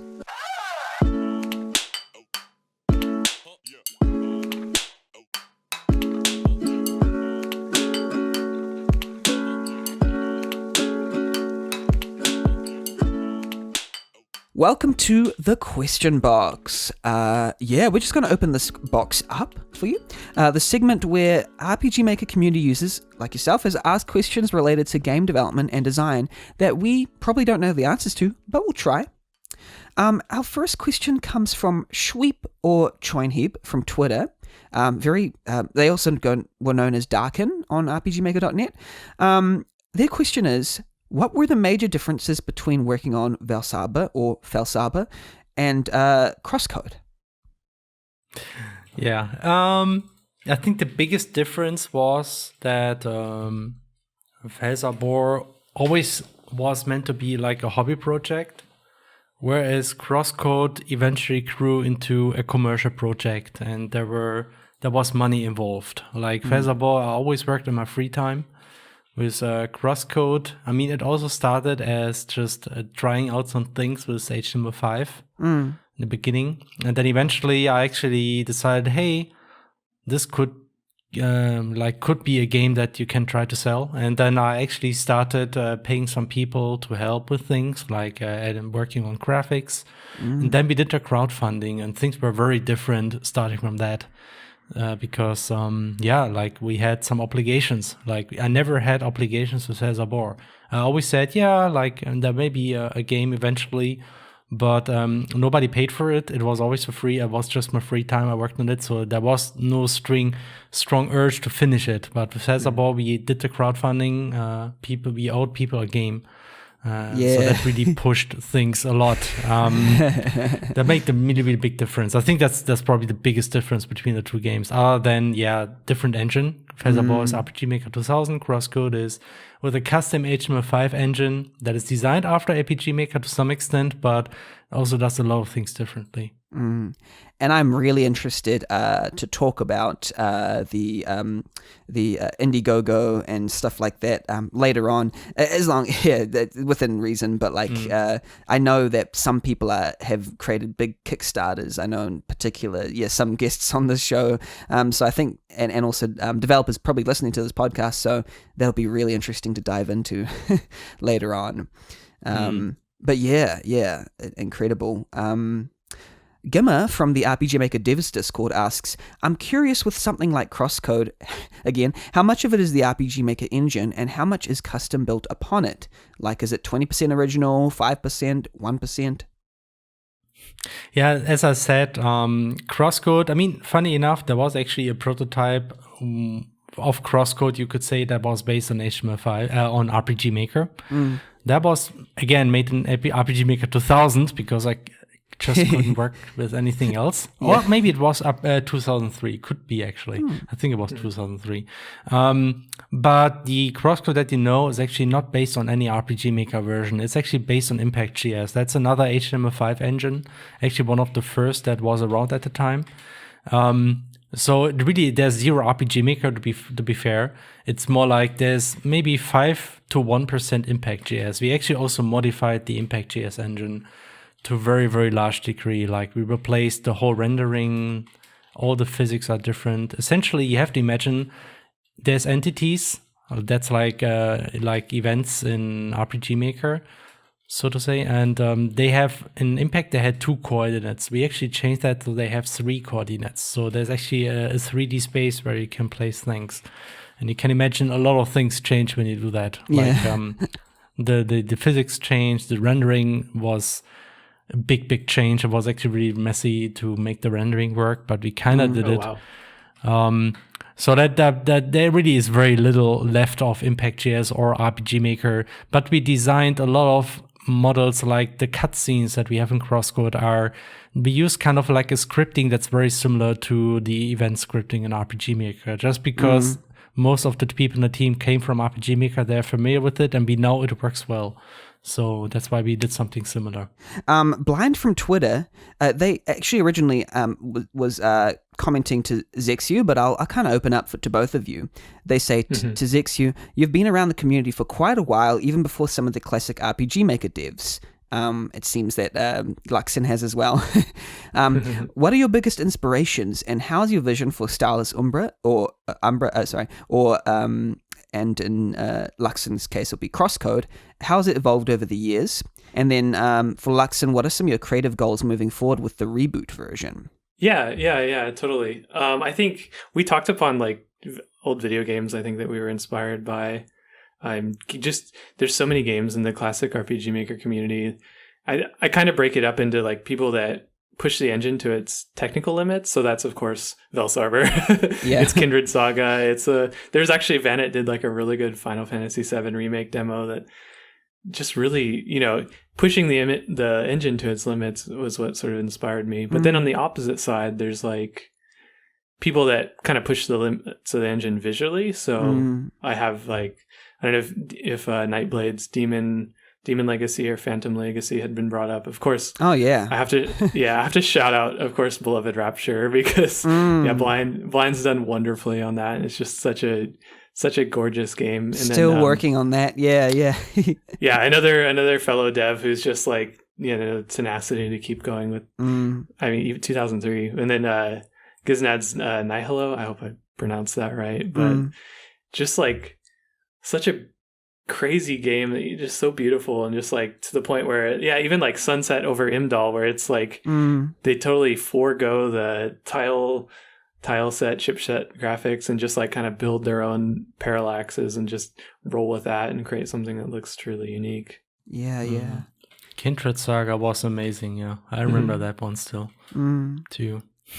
Yeah, so that kind of inspired me. I think my vision for Starless Umbra, over the years, I think, honestly, though, it comes down to just making something that's fun to play and sort of maybe not something that has like a really cool or unique hook, but something that's sort of like maybe, I hate to use the word best in class, but like Stardew Valley is an example, right? Where it just does the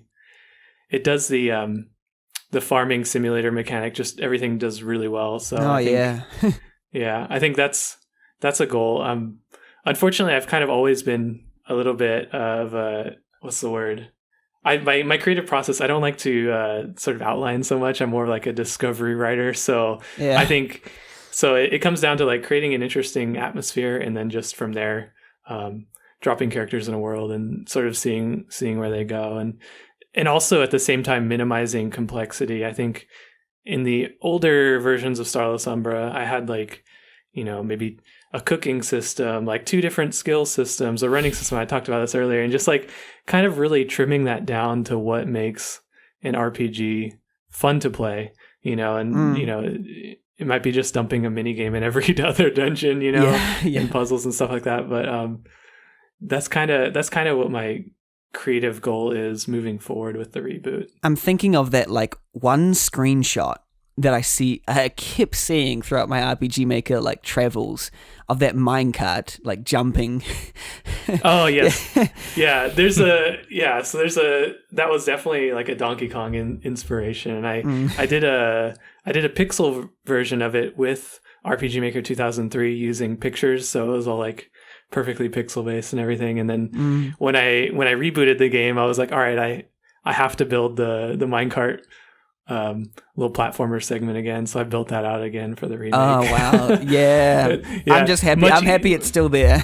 yeah, it's definitely. Yeah, it was that kind of thing which kind of all clued me in. Okay, this person is breaking the boundaries in this, because you don't see that often in RPG Maker games, like a full-on like evented picture-based kind of thing. But yeah. Now you're actually doing it in an engine that kind of, I guess, supports you a bit more in that regard. yeah, we'll touch on that a little bit more, but yeah, totally. Yeah, we'll probably go into that later. I think maybe Lachsen, did you talk a bit earlier about that, or would you like to elaborate on this question I for yourself? think I already talked a lot about inspirations before, so I don't think we have to repeat that. Cool, excellent. Yeah. Personally. Sweet, yeah. Let's move on. Orochi, wait, sorry, I'll say that name again. How do you say that name? Orochi from the RPGmaker.net Discord asks, for Dragonheart Man, Starless Umbra win? Love the eyes emoji. And the eyes emoji with the hands on the eyes. Loved the direction it was taking when you opted to do the custom engine. Yeah. So I don't know if Orochi knows. I did release a very quick. I wanted to have something done by the end of 2020. So like maybe like 10 minutes to midnight, I released a short tech demo of sort of the reboot. He is alluding to a custom engine. I'll talk about the custom engine later, actually, yeah, because it's an interesting tangent. Yeah, I'll note that down actually on things to discuss. Custom engine. But yeah. So I guess from here on out, I think it's back on Starless Umbra. So excellent. I hope people are excited to hear that. And for Lachsen, CrossCode 2 Electric Boogaloo win. But you have a DLC as well, right? That's something that's good to know. But like what's it called? Oh, that's true, right? I'm not imagining that. You have a DLC for CrossCode available? Yeah, it's called CrossCode A New Home. That was actually released not too long ago, end of February. And like I can maybe hint there will be like a small update still, and then CrossCode is pretty much finished. We promised a DLC for a long time, essentially. I mean, we hinted on that. And I think it's a good thing we released it because it kind of like made the end a bit more conclusive, because like the end of the original game is a little bit open and not everybody liked that. And then they also ask, how does it feel currently, the idea for a sequel for CrossCode? Any other ventures going on recently? And then they use the eyes emoji. Yeah, like I know a lot of people, like we also made a hint at the end of the DLC that some people interpreted like now that we're gonna make CrossCode 2, right? The idea is actually we want to work on something new now, because we have been working on CrossCode for a long time now, like in total almost 10 years. Like it was 9.5 years if you include like the game and the DLC. That was like 9.5 years. We have been playing with another idea for a new kind of game, which is, in terms of gameplay, is similar to CrossCode, but the setting and the story and the atmosphere are really different. And we want to try to. I mean, we are working on that next now. We already have started working on the technical foundation, and we are now in the prototyping phase, essentially, trying to get the basics done, and we will probably announce things about this pretty soon, because we always like to be rather open with development. If you look in Twitter exactly, you can already spot some screenshots and videos from the next project already. It's called Project Terra, I can say that much already, but the actual name of the game is still undecided. That will be announced later. This is a little bit of a tangent. I just came up with a question in this question box. I just wanted to ask both of you, how much does it pay to be open with the development process, say when it comes to marketing or getting your project out there? I think a lot of people have asked us, in my community in particular. They're like asking about like Twitter, Screenshot Saturday, all this kind of stuff, like how do I, what should I do? Do you guys have any like tips about that kind of stuff when it comes to putting your game out there? I think Lachsen probably has more details on this, but I think from my perspective, I think the big thing that recently I've done that has been huge is just separating a personal from a game Discord Twitter account. Yeah. So kind of just really focusing on Starless Umbra, at Starless Umbra, just being a Twitter about the game. And I like, if you tag things right, I think there's a lot of momentum that you can get just from reaching out to the community in that regards and sort of being open with development. Obviously, I think you probably want to wait till, well, maybe obvious. I don't know. It depends on the length and scope of the game, but I think reaching out for feedback early is always great.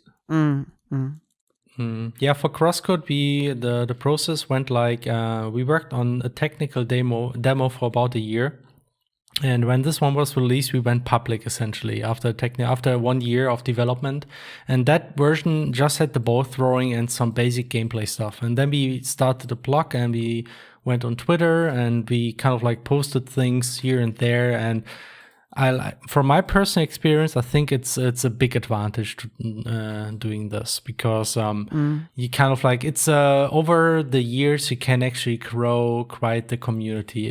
I think the most important thing is that you post things on a regular basis. So if you keep doing this, people keep you in mind. Just the repetition helps that people will remember you. Over time, you will get more and more people quite naturally that will see the project and follow you. So I personally would recommend people to do that. There's always kind of like this whole conflict of, you don't want to give away the whole game before it's released. And I can understand that. I mean, but in my opinion, I think what you really want to keep secret, obviously, is like the story, like the big twists if your game is story based. And I mean, you can do this pretty effectively. For CrossCode, we have shown a lot of stuff like new areas that we are working on.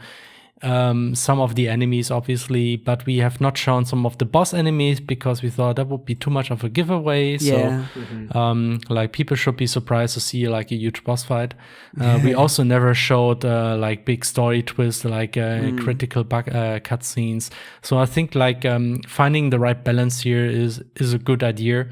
But in general, I would recommend people going public, showing stuff, and I mean, you have to deal with feedback. Obviously, that's the downside and can be difficult. But if you want to get an audience, I think it's very essential.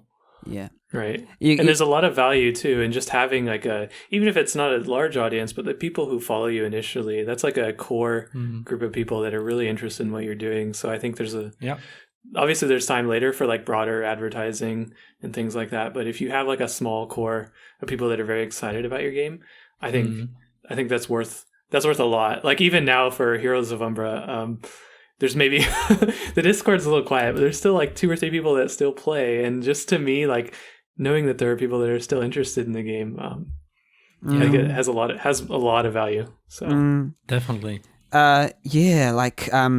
You can always go with the fake trailer kind of thing where you put in a moment that doesn't exist in your game. No, fake twist. No, I've just also seen a lot of people release their fantastic game that they've worked a lot of, like even 3 to 4 years on, or even more, to nothing, like no reception. And like 10 downloads or something, or 50, or like, you know, and I get very sad when I see that because a lot of it sometimes is just because they didn't know how, they didn't market their game, kind of thing. And it seems like marketing is that big, you know, corporate thing, but it doesn't have to be like corporate. It's just literally, there's a lot of people who might actually want to play your game who don't know it exists. That's the main thing, is just putting your game in front of people who actually want to play it. I've just seen them get disappointed and maybe even want to stop making games because they only get, you know, a limited reception. But that's why I think putting your game out there is essential. I think, and the good rule to follow, which scares a lot of people, is like you should spend 50% of time on development and 50% of the time on marketing. And for me, I'm very guilty of not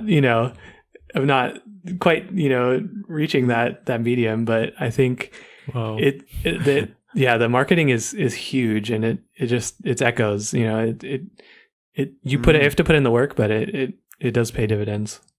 I mean, there is publishers that can help you. That is an option, and obviously RPG Maker is also an option these days. I mean, it doesn't depend on what game it is exactly. I think I have to maybe never put 50% into marketing. Like never, not even close. Around the crowdfunding, I think I will talk about this later too. That's a different story. That's more like 80-90% marketing, 10% other things. But otherwise, we did mostly focus on work and just kind of like took some time away every week to show some stuff and do things, and just doing something already makes a big difference, I think. Yeah, like a lot of people were worrying about, should I do this wording? Should I do that? There are good ways to do it, but like any putting yourself out there is good as long as you're not like spamming like to the point where the algorithm says, nah, I don't want to show you. Right. It's like it's as long as you're putting yourself out there, it's better than nothing. Like I think that's what the main thing is like a lot of people just do nothing and they just release their game and they expect everyone to come flocking. Yeah, I mean it's a long process. You know, I it's funny, I still get people asking like, oh, I loved when you worked, I remember when this was still called Dragonheart, like when's the next demo coming out? You know, it's just like the marketing, it takes time. It takes a lot of time and effort, and it just moves slowly, but I think it pays dividends. Nirwanda from the Feathered Dead Discord asks, I heard the devs of CrossCode started with RPG Maker. So question, did they finish any RPG Maker game we could play? I think have we answered this? Oh yeah. I don't think so. Oh, okay. I mean, the question being, did they finish any games? Yeah. At least in our case, the answer is unfortunately no. I mean, there's demo versions that you can play, but there's no completed game. At least from my side. But they're quite sizable anyway to like demos you could try out, right? Like what length and hours, I suppose, are we looking at? The length, I mean, the Velsarbor demo actually was pretty long. I think it maybe about 4 to 6 hours. Oh yeah, I would estimate. Or maybe that's too long. I don't know. No, that sounds about right. It's sizable. It's I think we plugged it a little bit earlier, so you should totally check that game out. Yeah, it's worth checking out. So I guess that's what I'm saying is that it's not like a 15-minute tech demo or anything. It's like a 4 to 6 hour, like, demo. Yeah. It's decent. So if you want it was an attempt for a game that was planned to be much, much longer than that. That's why it was never finished. But yeah. Yeah. It's yeah, that's cool. Punkit from Unique Indie RPGs Discord asks, oh yo, no way, CrossCode? I'm a huge fan of the game. I'd love to know how you decided on the gameplay mechanics of CrossCode. It felt unique but really snappy and responsive. I'd also love to know if there are any specific inspirations to cite in regards to the game's pixel art. It felt very familiar, but I'm not sure if I could pinpoint why. Keep up the excellent work.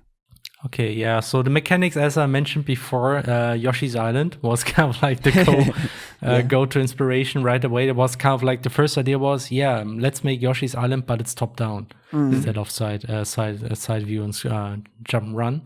And like the whole RPG mechanics actually came later. It started off as just ball throwing and balls bouncing around, and that was kind of like the core thing.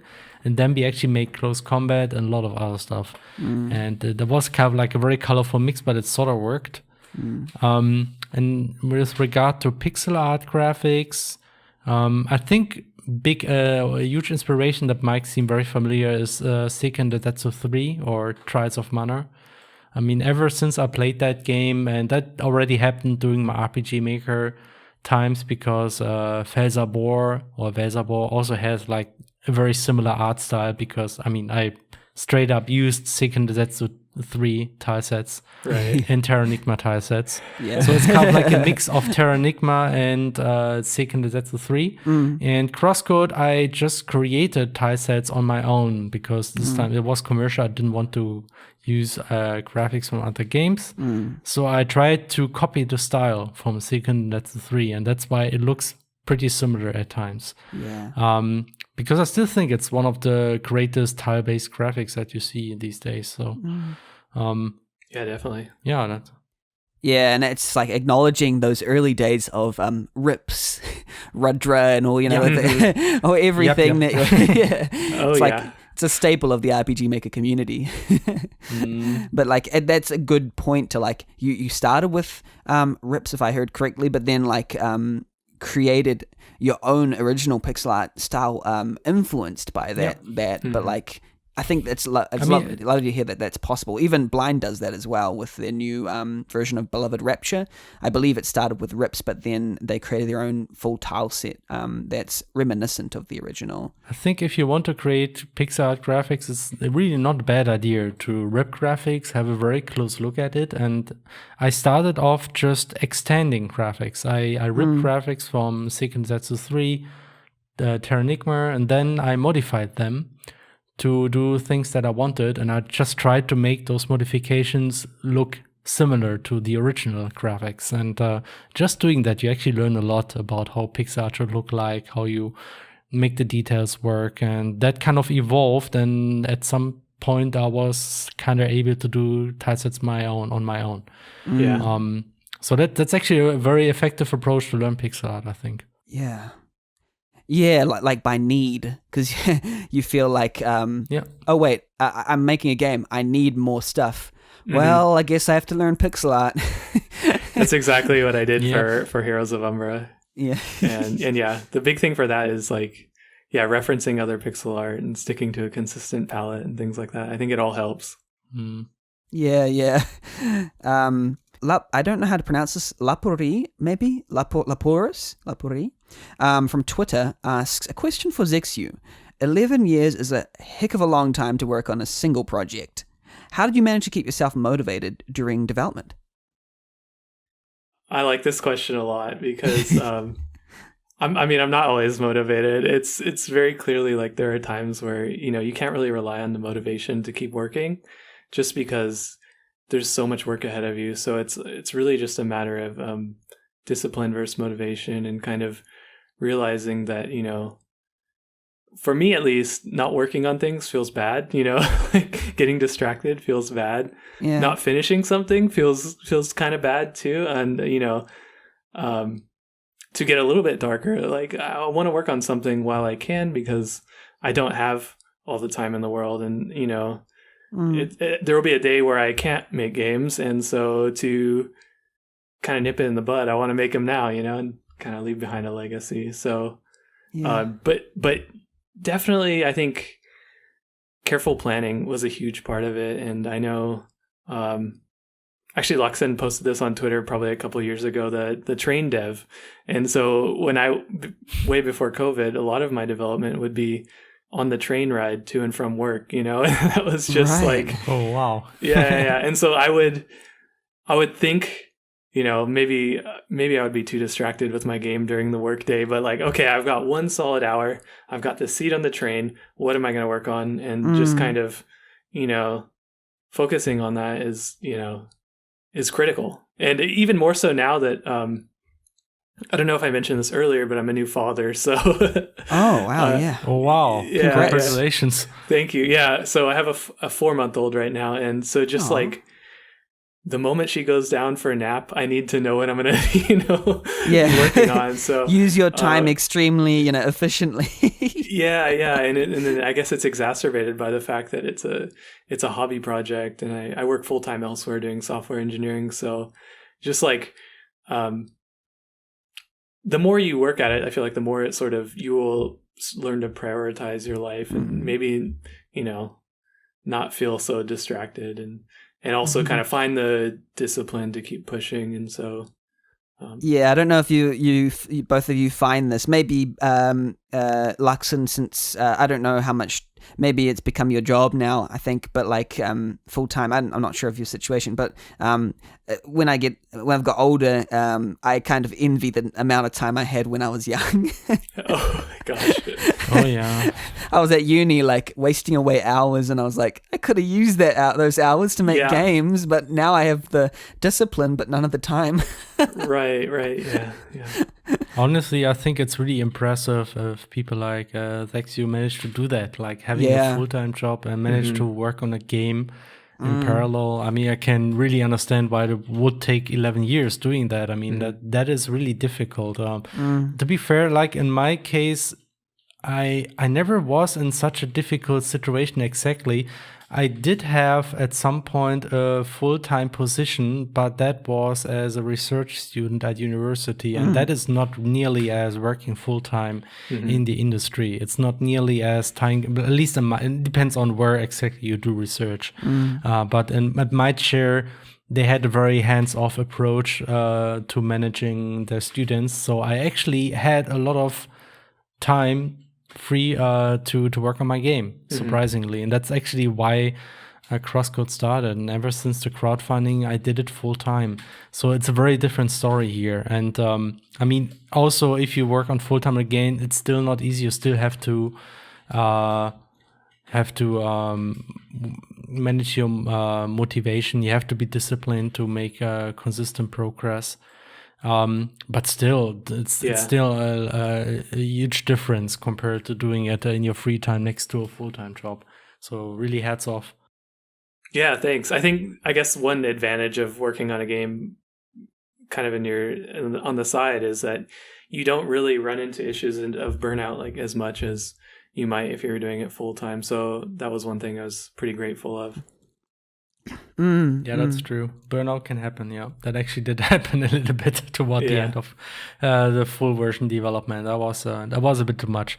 It's like that really is like a downside. If you work full time with something, you kind of like start devoting your whole life into this thing. And if you overdo it with that, you can really fall into a hole once it's completed. Even if it turns out great, that really kind of like it will always feel sort of empty. That's kind of like a risk that you have to be aware of, I think. Yeah. Ivo Tali from Twitter asks, a question for Lachsen.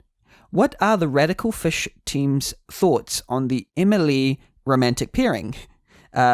Lucas and Leah are a lot more obvious, but Leah and Emmy seem to have supporters amongst fans as well.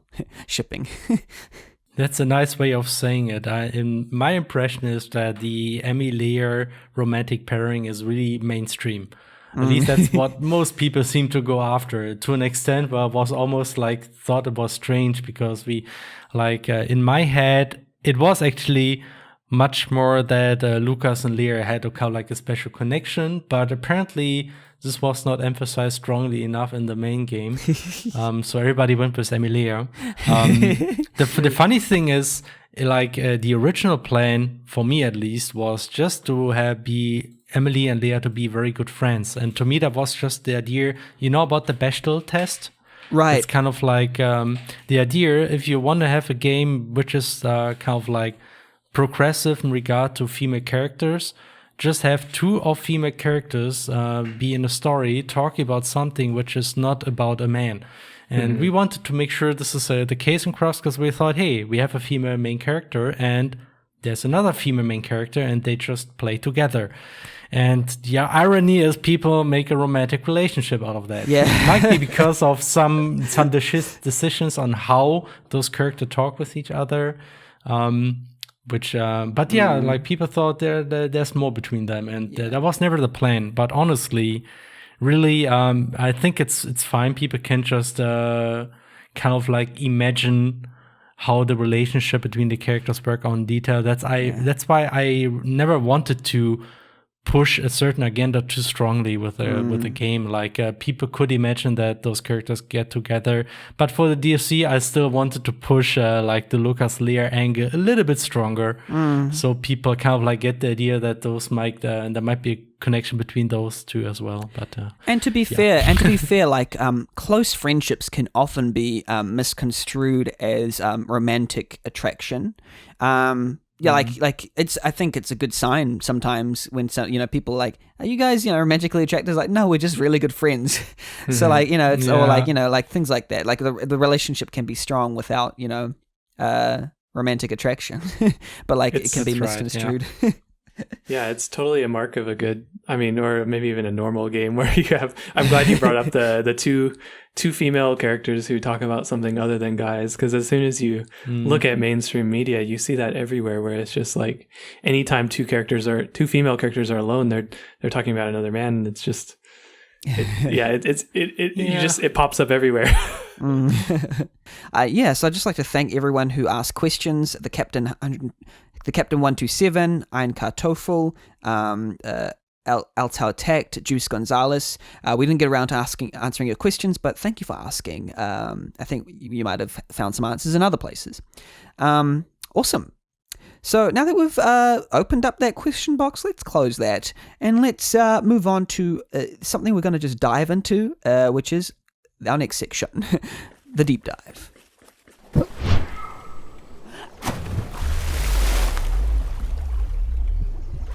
Welcome to the Deep Dive. This is the section where we dive deep into each of our guest projects and figure out what went on during the process, say inspirations and elsewise. For Lachsen, we've chosen CrossCode, and for zexyu, we've chosen Starless, Umbra, and perhaps a little bit of rm2k.net, which we'll get to a little bit later. We haven't mentioned that till now, but we'll introduce in time. I'd like to introduce CrossCode, a retro-inspired 2D action RPG set in the distant future, combining 16-bit SNES-style graphics with butter-smooth physics, a fast-paced combat system, and engaging puzzle mechanics. You follow a player called Leah, as she logs into Crossworlds, a fictional MMO of the distant future. Featuring 16-bit graphics with detailed animations, a soundtrack inspired by old SNES and PlayStation JRPGs, a unique ball-throwing mechanic with charging functionality and ricocheting balls used for combat and puzzles, much more. Fast-paced combat system, complete RPG system with leveling, equipment, consumable items, skill trees, and a detailed movement system with auto jumping and precise collision. So for CrossCode, how this game has a history. How would you, I suppose, describe the game? What made you start this game?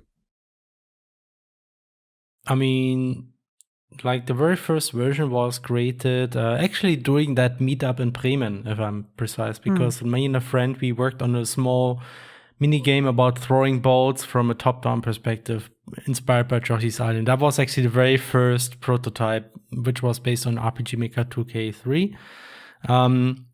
Then that was developed and it didn't even won the contest, ironically.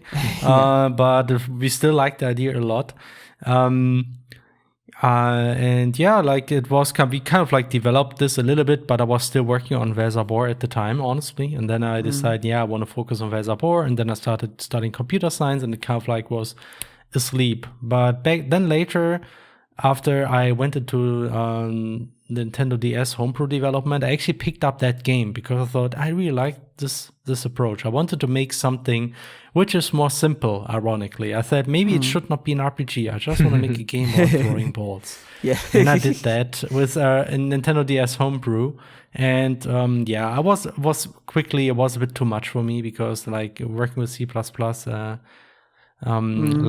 this very low level engine development, it kind of like I managed to get something to work, but it was so tedious that I kind of were distracted by university stuff. Honestly, I was still in my master and bachelor studies at the time, so kind of like got distracted again. But then I rebooted the whole idea once again with HTML5. That happened after I did an internship somewhere, working with HTML5 to create a small game, like a browser game. And during that time, I noticed that HTML5 is actually very advanced already. Then I continued working with HTML5 during my, I actually started my PhD at university working on some kind of 3D technology for the web. Oh, wow. One implementation was based on WebGL. In JavaScript, and I learned a lot about those technologies as well. We actually use Canvas 2D still, not WebGL, if you know the difference. But in any case, all these kind of like development led me into working with HTML5, and that's how CrossCode started as a game. And then, ironically, what was supposed to be a simple game about throwing goals then kind of like evolved into a very, very sophisticated RPG. Because I don't know, we just like RPGs, I guess. And like the whole team kind of like was formed around this project. I mean, Stefan Lang, he was kind of like the first person who joined. Originally, he had the idea we both work on our own projects, but kind of like in a team. But then everything kind of like merged into CrossCode, and then we ended up being about 12 people contributing to this project, actually. Yeah, I mean, this is a bit of a side note, but Ineluki of the German RPG Maker community also completed their PhD in chemistry, and I was like, what's with the German RPG Maker devs and PhDs? Like, all these super smart, I like crap, yeah. But I think PhD in Germany might be a bit different compared to other countries, but Like it's not always like where you have really hard pressure of getting results, what you sometimes hear from the United States, I think. It kind of depends, I guess, but at least for me, PhD, you hear about people spending like many years in PhD and somehow they can do that. And then side projects like CrossCode can emerge, I guess. Yeah. We'll move to Starless Umbra real quick. This is the project by originally was called Dragonheart, if I recall, if I recall from earlier in the podcast. But That's right. By Dragonheart Man, who was later turned into Zexyu. Apparently you join Amalia, a trekker from the simple orphan colony of Tolrun, as she discovers the veiled world of Alcuria in search of her friends. You play as Andoru in a quest to attempt to return home to... Oh, wait, sorry, that was a legacy. Apparently you used to attempt to return home to save your sister after bandits raid your village, and the simple task complicates itself quickly as a strange phenomenon leaves you not only away from your village, but with little direction in a completely new continent. I don't know how much that's changed. It started in 2008, where it got featured game. It had hundreds of thousands of profile views, featured game. I don't know how it went in the Massals, probably did well. I don't know. Did it get any Massals? It definitely got nominated. I don't think it won any, but I know that I guess my claim to fame is that in PC Gamer magazine, no one really reads magazines anymore, but there was a small little snippet of like top 5 RPG Maker games. And so I have a copy of this edition because there's a small plug for Starless Umbra in there. And I cherish that. Nice. But yeah, it's gone through so many different iterations, even from the naming of my main character was originally Andrew, which is my name. I think we kind of always do. Andoru. And then that's the cliche thing to do. And then I did Andoru, which is, not much less cringy. And then it became Amiru. And finally, he swapped genders to Amalia. So that's kind of where we ended up now. So yeah. And so this game's been going on for a while now. And then you sort of stopped working on it in 2016 to work on Heroes of Umbra, I think, when you came back later. But yeah, I can kind of touch on the process of that because I it's funny, echoing Lachsen's idea of like making a small little project. Heroes of Umbra was originally like a 1-year project. I had this idea for the Ouya micro console in like 2012. I started development of Heroes of Umbra, and then network programming is a lot more difficult than I had thought. Yeah. So yeah, I kind of hopped. That took in total 6 years. I think 6 years. Yeah, I hopped back to Starless Umbra and was just super frustrated with 2003. At one point, I did do a custom engine in like 2015-ish, and that was going to be Java libgdx, the same framework I had used for Heroes of Umbra. But I found that it actually stripped away a lot of the stuff I enjoyed about RPG Maker, namely like making maps and like making cutscenes, and it actually ended up being more difficult to use than RPG Maker. So I ended up scrapping that, and now fast forward to I guess 2020. And GameMaker Studio, kind of after a lot of like poking at different engines, GameMaker Studio is kind of where I ended. Just to, I feel like it's low level enough to sort of help me reach my creative goals, but then also it does a little bit of the heavy lifting for some stuff under the hood as well.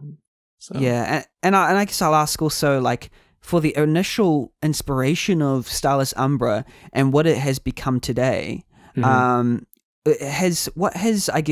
was the original inspiration, and has that changed? Has the kind of nature of it changed over time? Yeah, I think we touched on this a little bit, but basically the original inspiration was make an RPG, make all these cool systems. And sort of as I moved forward, it was in being inspired by games like Final Fantasy VII Remake and Xenoblade Chronicles, is just that, like, how can I strip this away? Can I strip away like some of these mechanics of an RPG? Like, for instance, Xenoblade Chronicles doesn't have consumable items in battle, which at the time felt preposterous to me, but it actually works really well because then you can kind of make other creative sort of sacrifices and like make battles more challenging if you heal up after every battle. And so yeah, that's kind of where we moved with where I moved as like a developer and just the direction of the game. I'm also going to quote a reviewer, Solitaire, who said of Starless Umbra, "What anyone will tell you about Starless Umbra right away is just how great all its myriad customized systems and minigames are.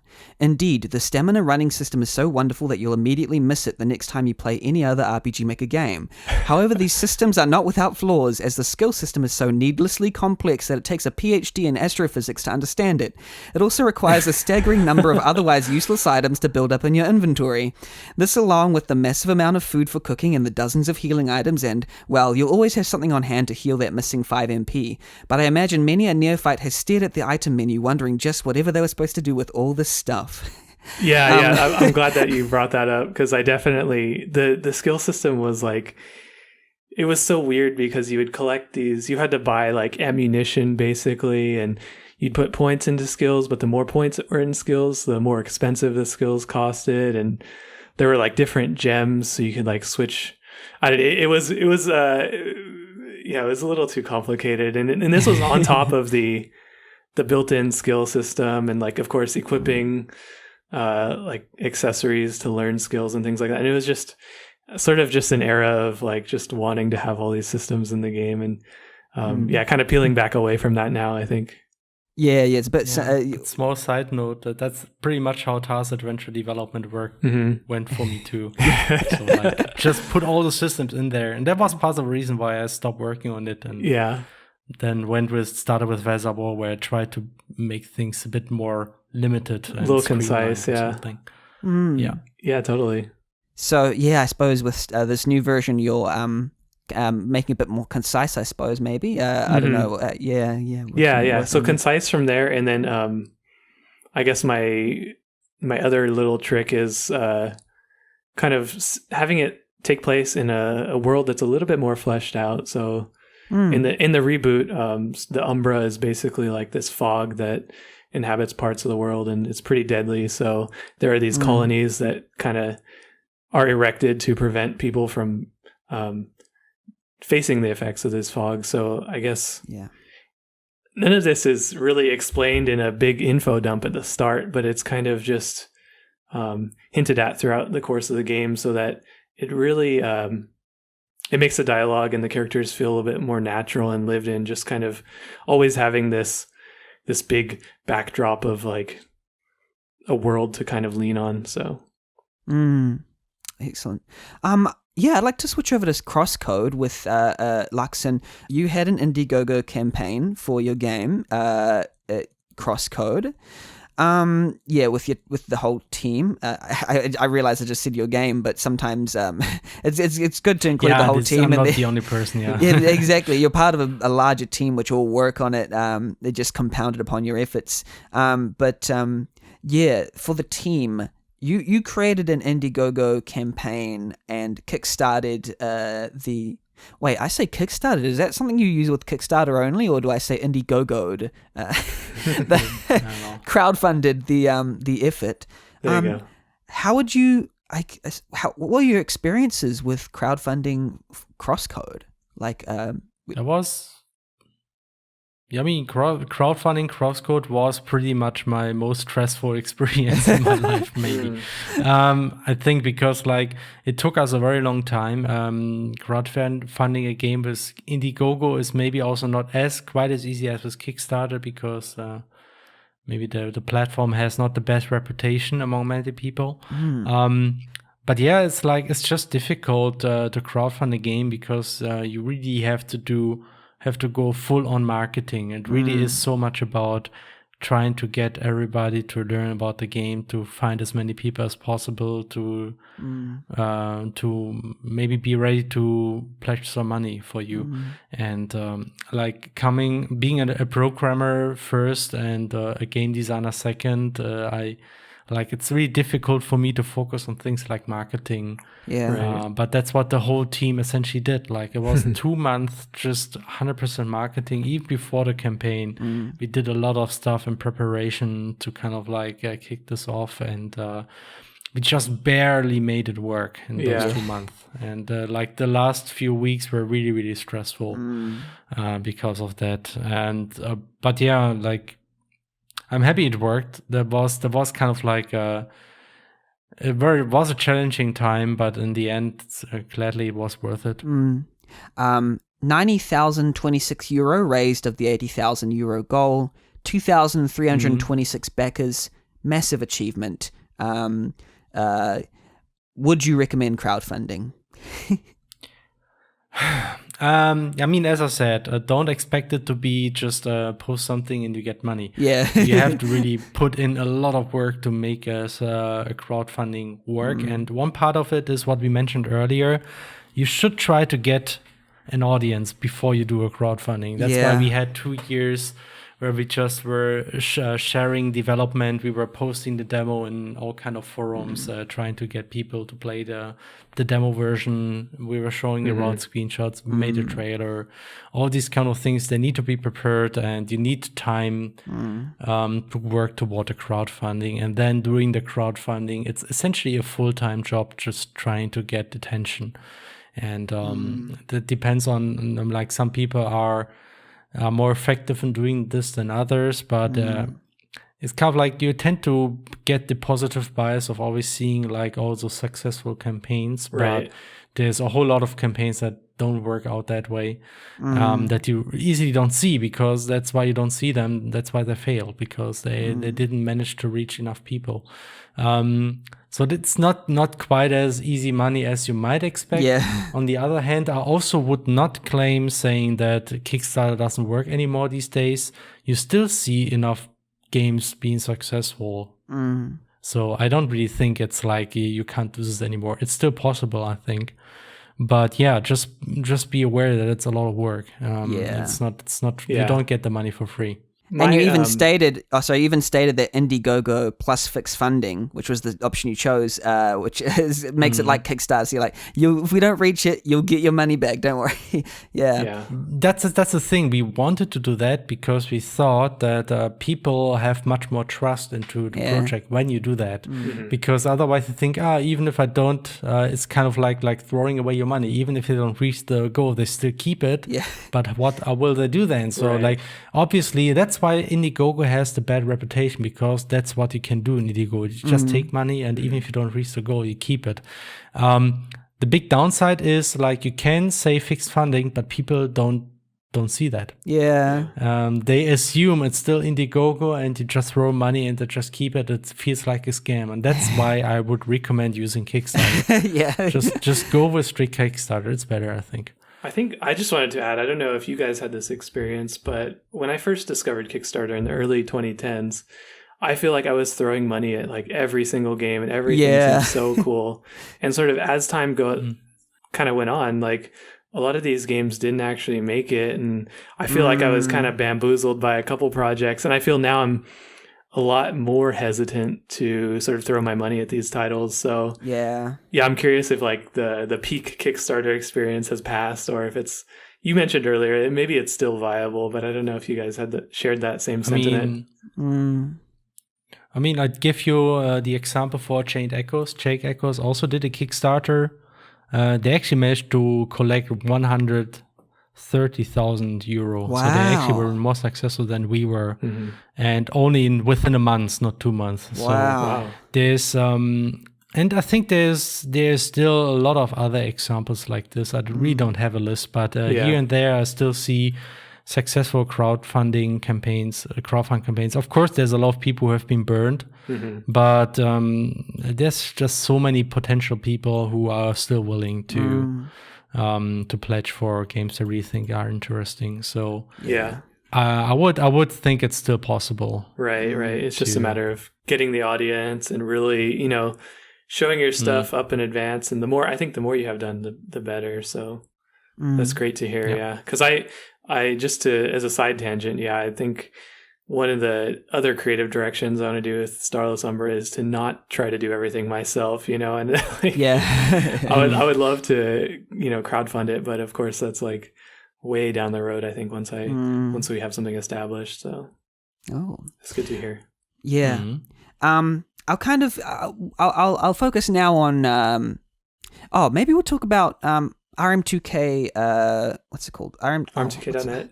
RM2K.net. Yeah, just talk about that quickly. Zexyu, just what is RM2K.net and what purpose does it serve?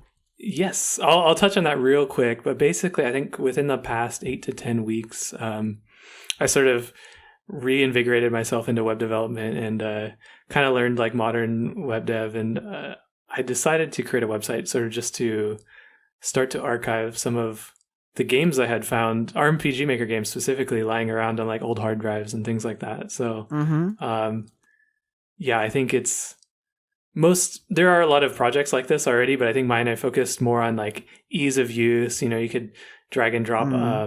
If you're a contributor, you can like drag and drop files to upload and things like that. And so my goal is eventually just to have another archive of a lot of these games, which are near and dear to me and hopefully others. So yeah. I'm going to make this to shout out Lord Blue Rouge, a archivist in the community, and also Darkin or Schweep, who has recently, I think, completed the scan of like it might be worth checking out. Zexyu actually about 500 rare or obscure RM games or something. Yep. Played them all, found the downloads and listed them. I'm gonna link the post in the Discord chat. But it's so impressive. Massive... And I on the about section of RM2K.net, I did quote Lord Blue Rouge. It's, if there's anything I've learned over these past 10 years, it's that nothing lasts forever. Now more than ever, everyone is easily and willing to forget about the past, especially when it comes to media on the internet. So if you ever feel the urge to back something up, do it, because it might be gone tomorrow. And I thought like kind of resonated with me, because just and Lachsen probably feels similar. A lot of these, maybe they're not the highest quality, but just like kind of these communities just had come and gone in an early era of message board, era internet, and it's just, I don't think we'll ever have anything like that ever again. So to me, at least, it's very important to back up some of this information. Yeah, that's kind of true. Yeah. Yeah.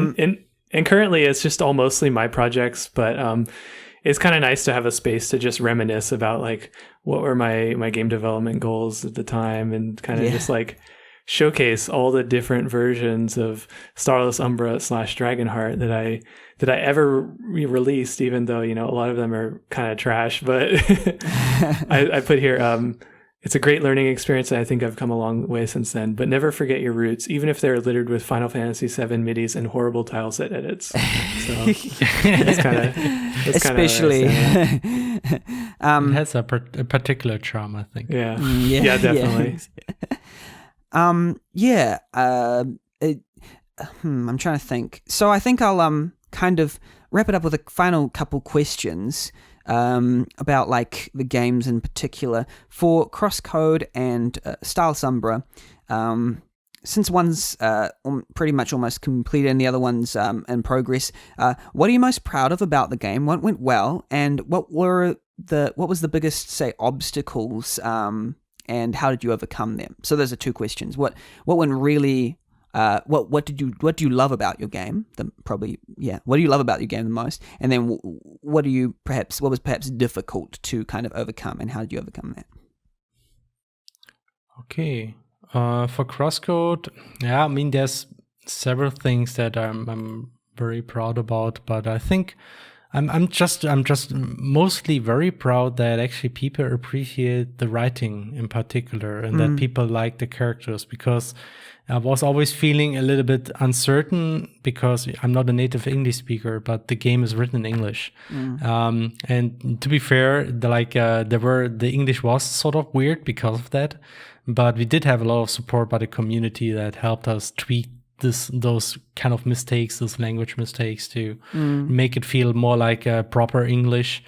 And like the final result really seems to kind of like convince a lot of people, and people in particular like the characters, even grew emotional because of those characters. And that kind of like still makes me very proud that people like the characters in the story to such an extent. They start shipping characters and Yes, they even start shipping those characters. I mean, there's even fan art out there. That's a sign of major success.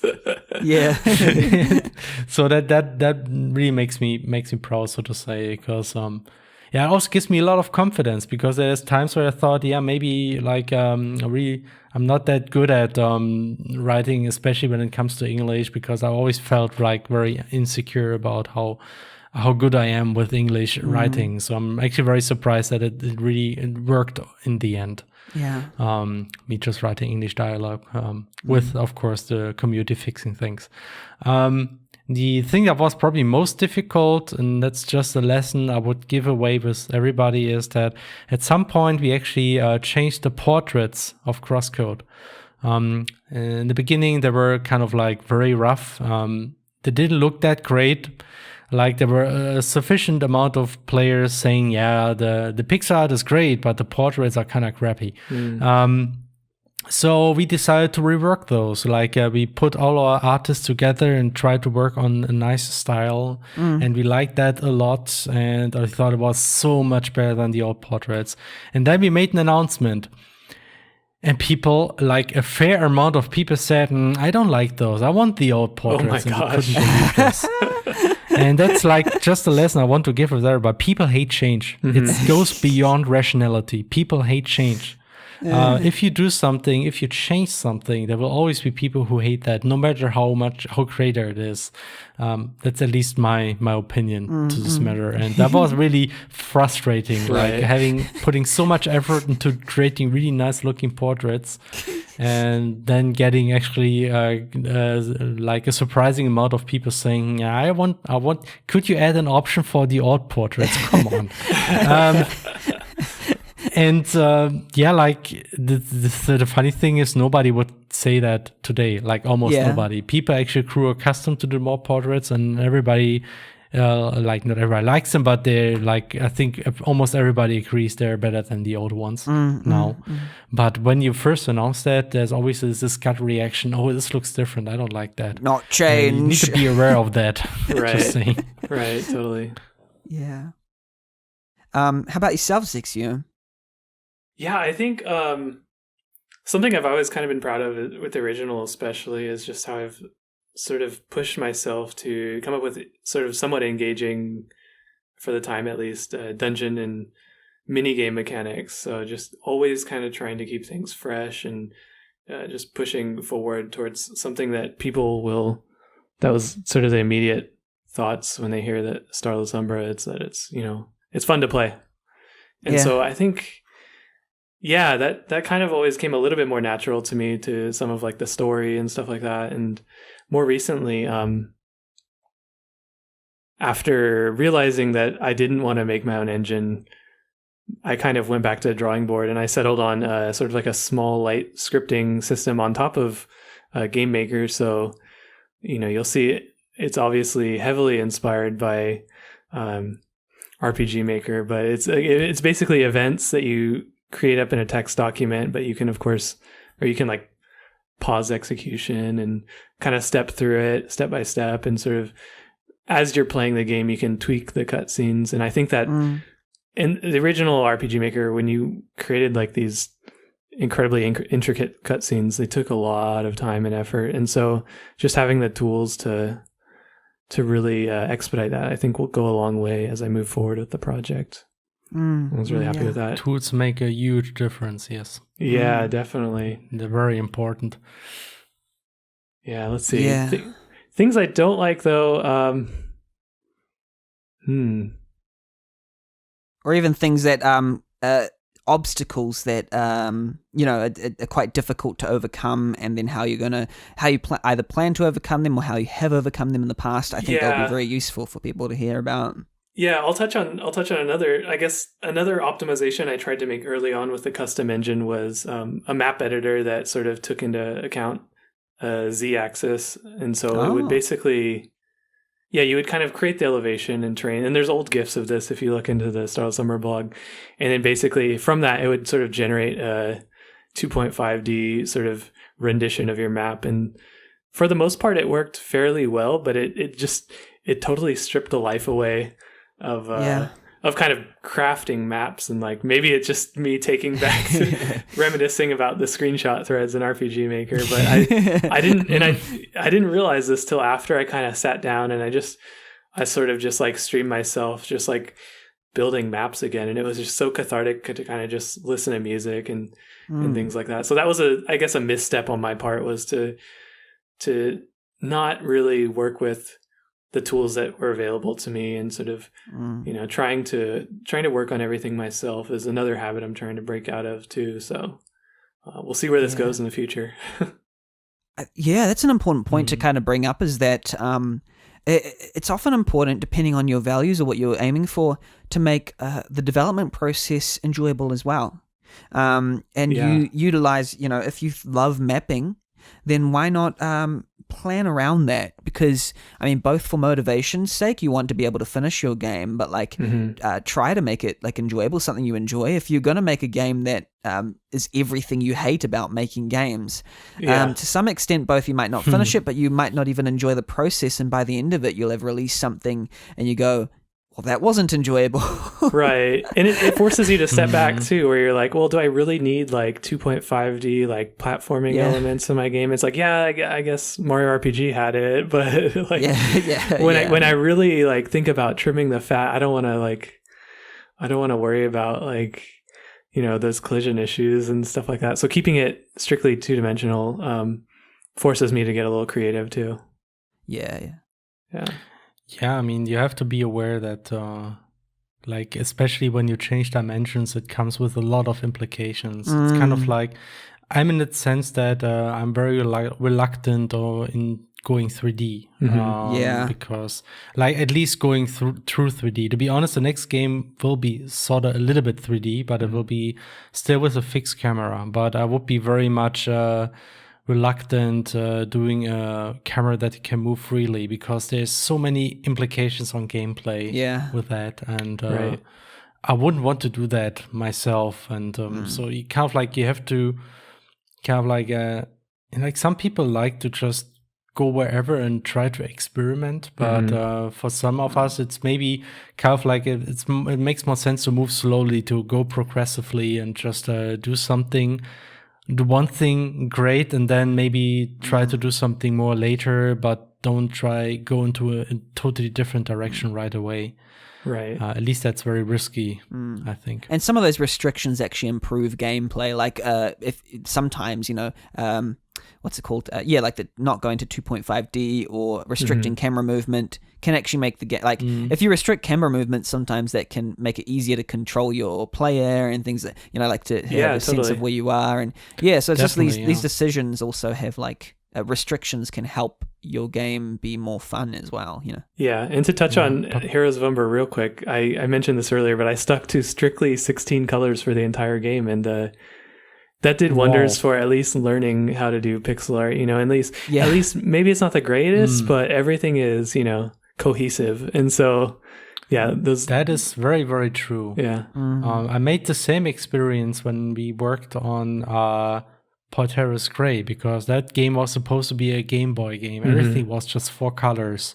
Yeah. And that really, I learned a lot about pixel art just working on that. And that was after Velsarbor, essentially. So I actually learned a lot because of that too, and made me more confident working with colors going forward. Yeah. Excellent. Or more about working with contrast, to be exact, because like if you only have 4 colors, contrast suddenly becomes very critical.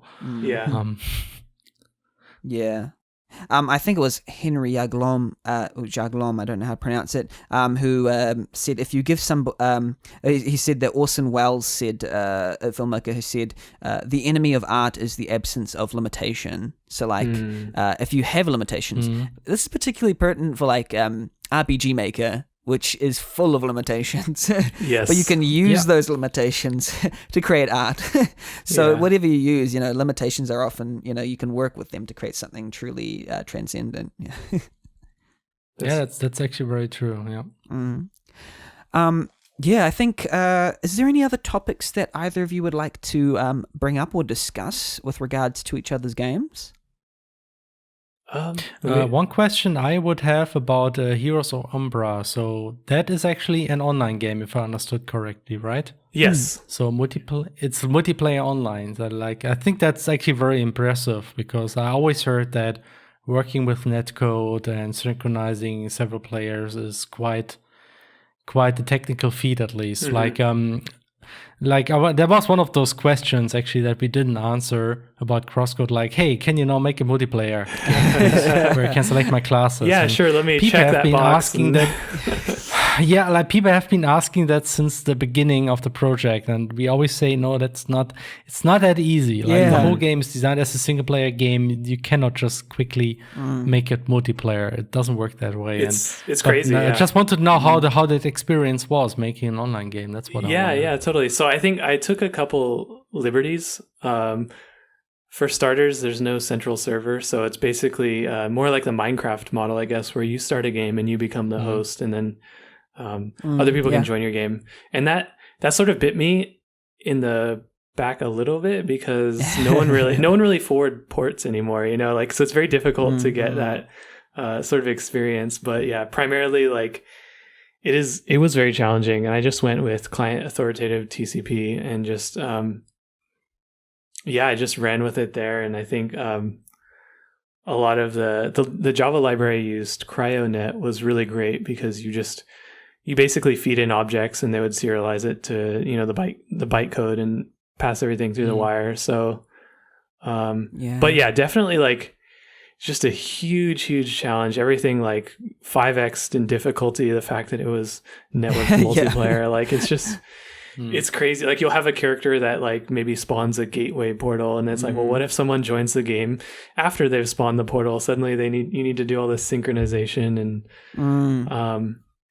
and just generally, I think another thing that bit me is last minute I tried to do. Steam has its own sort of networking layer, so you can join games and things like that, and it just I spent a lot of time trying to integrate that, but it was only about 90% effective. and so just like it was just suddenly then the cracks began to show with like, okay, well, this is actually like the moment you're on a slow connection, like everything seems to fall apart. And so it's generally best to, what I ended up doing was just on my Discord, if you join, there's like I host my own server on like AWS, and I'm just like, if you want to play, you can play on this server. And it's public. And make things simpler. And so that's kind of where we landed now. And definitely. So that's why Starless Umbra will now be single player again. Yes, exactly. And so that's the big joke. They're like, so when are you adding networked multiplayer to Starless? No. I will. Yeah. I will commit though to couch co-op, because I actually found that like, and this goes back to like Secret of Mana, just like the experience of playing the game on a couch with someone is great. And it's, it's not, I mean, there is definitely like a level of effort there, but I think it's less than networking. Yes, and like getting servers and stuff like that, and that's another thing where I've kind of leveraged GameMaker to do a lot of like the controller binding and things like that. It makes that a little bit more seamless for me. So if you create a co-op game, the best ones I've found are designed around co-op, like first up, not like creating a single player game and then going, okay, now we have to put another player in. But like it's usually like designed around multiple players, I've found. That's just my personal experience. Yeah. It's like, it's almost expected for gamers to be able to play games with others, and maybe with an RPG it doesn't make sense sometimes, but I'm going to try to go for it. Go for it. Anything else that either of you would like to bring up as a topic about each other's games? Or I mean, I guess I'll toss one to Lachsen as well, kind of. I guess we both released something on Steam. Mine is a fraction of your success, obviously, but I'm curious kind of what your sentiments were after finally releasing the game. Was it everything you kind of dreamed of, or was it more of like a, all right, now on to the next thing? So I just was kind of curious, like how your process was, maybe the weeks or month or so, like leading into release, and kind of what your experience was post launch and everything like that. Yeah, good question. I mean, probably something I didn't mention much, but CrossCode was an early access game, so the release was actually over a pretty long time window. Oh, okay. Yeah, that's why it's kind of like it was like a process. Also, early access can work pretty well, even for an RPG, depending on how you structure it. Right. Yeah. But in any case, like initially, crowdfunding was difficult when we released the early access version just a few months after crowdfunding, which is, by the way, not the best idea. Maybe you shouldn't do that so quickly because of price comparisons, and it gets a bit difficult. Yeah. But yeah, mostly it went well, but it was I think it was already somewhat a success. But actually, the game sort of took off only, I think, after about a year. Oh, wow. Around the time when we managed to collect 500 reviews. Then it suddenly took off. I think we had about like 50 to 30 reviews per month. Yeah. Until we reached 500. And then something with the algorithm made click. That was around the time when we switched out the portraits. That was also maybe because of our publisher doing certain things, because they helped us trying to get visibility. It's really difficult to say, but then suddenly we got about 5 to 10 times as many people playing the game and finding the game suddenly. And that really, then suddenly we reached that point where we could afford to work longer on the game because we were making enough money through early access to kind of like pay development for a longer time. And that was like a really very positive experience. And I'm still not exactly sure why it happened, as I said. And like we also managed to kind of like had another burst of success when the full version came out. That was essentially the time we made most of the sales, and kind of like really having a long early access is not necessarily bad for a release. It just depends on how you structure it. Yeah. The way we did it is that we made we released about 50% of the story with the last update. Oh, wow. So we kind of like structured that people could already play the dungeons before they were integrated in the story. So it was much more gameplay focused. And then we kind of like made little tweaks so people, even if they already beat the dungeons, could just play through the story. Yeah. And when they reach the dungeon, couldn't just walk through it or something. So we kind of like made something like this. We also communicated that clearly. So we recommended people to keep saves at certain points if they want to have the genuine experience. There have been a fair amount of players who actually never played the game really before the full release. They just wanted to support the game through early access too. Oh, wow. So that works surprisingly well, to an extent where we will actually do the same thing again for the next game. If at least that's currently the plan, because it worked that well, and it also made the game better because we had so much testers and feedback. Yeah. So yeah, I don't know, like that CrossCode was not a smashing hit where it was immediately successful. Right. It actually was like a slow start, and it was getting more popular as it went closer to the full release. And our publisher, like Deck 13, they were also surprised about that. They said, like, usually it doesn't go that way. And it's really difficult to say why that is. And it's like maybe this kind of like had this kind of hidden gem thing where it was really hard for us to reach the people, but people liked it that much that it kind of actually spread over time. Right. It's difficult to say, really. But yeah, I mean, overall, I can say, like, I can be very happy. Like, we can be very happy with how things went. And we know that not everybody is as lucky as we were with CrossCode. It's still like the funny thing is, you still, even if you are at this point, you always keep looking at other games and things that we are still no Stardew Valley. Right. It's ridiculous, I know, but you still keep doing this. That's so Yeah. funny. That's like the eternal curse of comparison. Right. And I'm not even sure if you want to be as successful as Stardew Valley or maybe Undertale or something like that, because I think that comes with a fair amount of other weird situations and troubles. Right. But overall we really can't complain because we kind of like have the sweet spot where the game is successful for us to keep working on games full times, and that's really so we are very lucky in that regard. So I guess we can be very thankful in that sense. That's great. Excellent. Well, I think we're coming to the end of our time here. I'd just like to thank both of our guests. Thank you, zexyu and Lachsen, for being on the podcast. We thoroughly appreciate it. It's been so fun, but also very informative. And I'd just like to extend my thanks. Yeah, thanks for having us. I really appreciate just kind of being able to chat with some of the great RPG Maker devs and just like reminiscing about old times, but then also kind of looking forward to see there's still a lot on the horizon. So I'm very excited to be a part of this, and just kind of just feeling a little bit more integrated in the RPG Maker community has been great. Yeah. Yeah.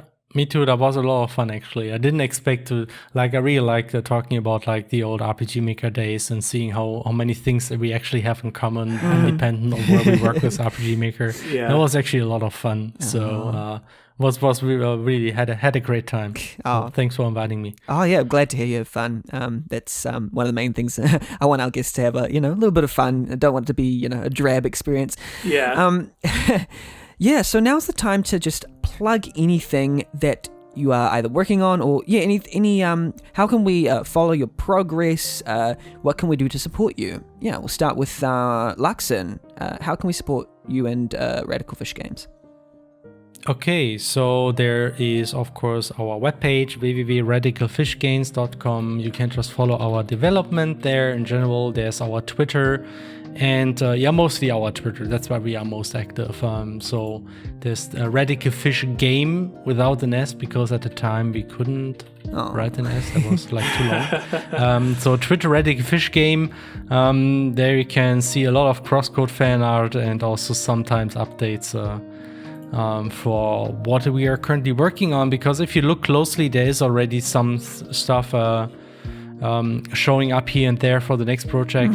So we're not entirely secret with that, and we will go more public with that soon. So we will definitely write something on our blog post. There's our Discord server that they can join too. There's also a Twitch server where we sometimes make game dev streams every few weeks. Yeah. Maybe we will do one tomorrow, but it's not sure. And that's what I would plug. And maybe also look at there is, god damn it, don't make me spell this. There's Umaiki Games, another developer who spawned from the German RPG Maker community, and they made Skeleton Boy. Let me see. Let me check if I actually. Please don't no. Did I misspell it? Oh no, you can't be serious. You can't be serious. You can't. I hate my name memory. It's a common thing. Don't worry. Yeah, I wanted to make a shout out for them, so because they went into a very different direction, so you can't really see it's anything related to RPG Maker. It's Skullboy, isn't it? Skullboy? Let me see. It's different from Skullgirls. Skullboy. I got it. It's Skullboy. Here we go. So I'm very, very sorry. I hope they don't listen to this podcast. So I'm just gonna post this here. So just a small shout out for them too, because they also managed to release a game on Switch and Steam. Their origins are from the RPG Maker community as well. So that's why I wanted to make another shout out. Yeah, it looks great. Yeah. Yeah, that's Skullboy. What? Skellboy. Skullboy. SKLI. By Umaiki Games. UMAIKI Games. I can spell. Not really. I'm using the wrong intonations. But anyway, that's for those who want to check that out. Yeah, and also buy CrossCode, and also buy the CrossCode DLC if you like CrossCode. Yeah, go check those out. Sure. Excellent. Okay, how about yourself, zexyu? How can we follow your progress and support you? I think right now I'm just moving forward on Starless Umbra, so I've recently-ish created a @StarlessUmbra Twitter, and that's just going to be specific to to updates for the game. And then I think I'm also on Facebook a little bit. I've been streaming there. Maybe I'll switch to Twitch, though I'm not sure. But Facebook.com/StarlessUmbra, Twitter.com/StarlessUmbra. And that's and I guess another plug for arm2k.net if you're interested in obscure RPG Maker titles and want to help me contribute in a database, then that's a great way to do it. Yeah. Yeah. And go buy Heroes of Umbra today. Heroes of Umbra. Yes, because the money goes towards Starless Umbra, so yeah, helps me hire artists. And that's the end of our podcast. Thank you for listening, listener. Just patiently, probably developing something or doing some art or just chilling on a car ride somewhere or something like this. I'd like to say thank you for just patiently listening. I'm going to ask, just to close us off, I ask each of our guests one thing. This is just something I do for every podcast episode, and it's quite a open-ended question, so just feel free to answer it however you'd like. If you had one thing to tell our podcast audience today, what would it be? Oh, geez. It's very open-ended. Yeah. I would just love to echo Lachsen's sentiment again. It's just, keep creating stuff, keep creating ambitious things, share it with people, and even if it's not as successful as you hope, maybe you redefine success in a way that's meaningful to you. Because I think there's a lot of the audience. There's just so many players out there that are looking for games, and so I think if you create something with enough passion, people will find it. It might not be immediate, but if you just keep at it, eventually it's like this slow momentum, and I think it just becomes a great force, as you move forward in your development careers. Yeah, pretty much. If you want to make games, the most important thing is to just make games. Just having fun on the process is very essential. Not being afraid to fail, it's easier said than done, I know that, but you do learn a lot by just trying to do something. It's funny because I actually know it's hard depending on how exactly you work, how you respond to criticism. I'm actually somebody who, there's apparently those people who get encouraged by criticism and seeing other people doing amazing stuff. Yeah. If I'm being very honest, I'm actually somebody who's not like that. If I'm getting criticized and I see other people doing amazing stuff, it actually discourages me. Yeah. And that's why I sometimes think I'm actually grateful that I started off early in the RPG Maker community, because back then, people were not as picky, because people just started out. They were just playing around, and people didn't expect the most amazing features. And it was actually a more welcoming environment to just play around, to just make something without being criticized too harshly. Yeah. And that's also why I think sometimes, when it comes to communities, criticism is really tricky. It pushes you to do things better, but if you put too much pressure on people, you can essentially just erase motivation in practice. Yeah. So it's really hard to find this right balance, I think. And you should be careful not to lean too much to either side. That's what I usually like to say. Yeah. Excellent. Thank you again, Lachsen and Zexyu, for just sharing of yourself and just being yourself. And I really loved this episode. It was great. Yeah. And as for our listeners, we're just going to sign out now. You can probably hear the outro music rising. So thank you for listening in. You can join the RPG Maker Cola Discord. The Discord link is in the link tree. And listen to other episodes. There's a bunch of other episodes. Blind Giznads and Cooper might be a good place to start. Lots of other places. I don't know. My words are failing me, but the music is rising. It's getting higher and higher, and it's coming to its climax. And we're just going to say bye, everybody. Bye. Bye. Hope you have a great day, great week, and enjoy yourself. Yeah. Looking forward to Velsarbor too. Yeah. Oh no.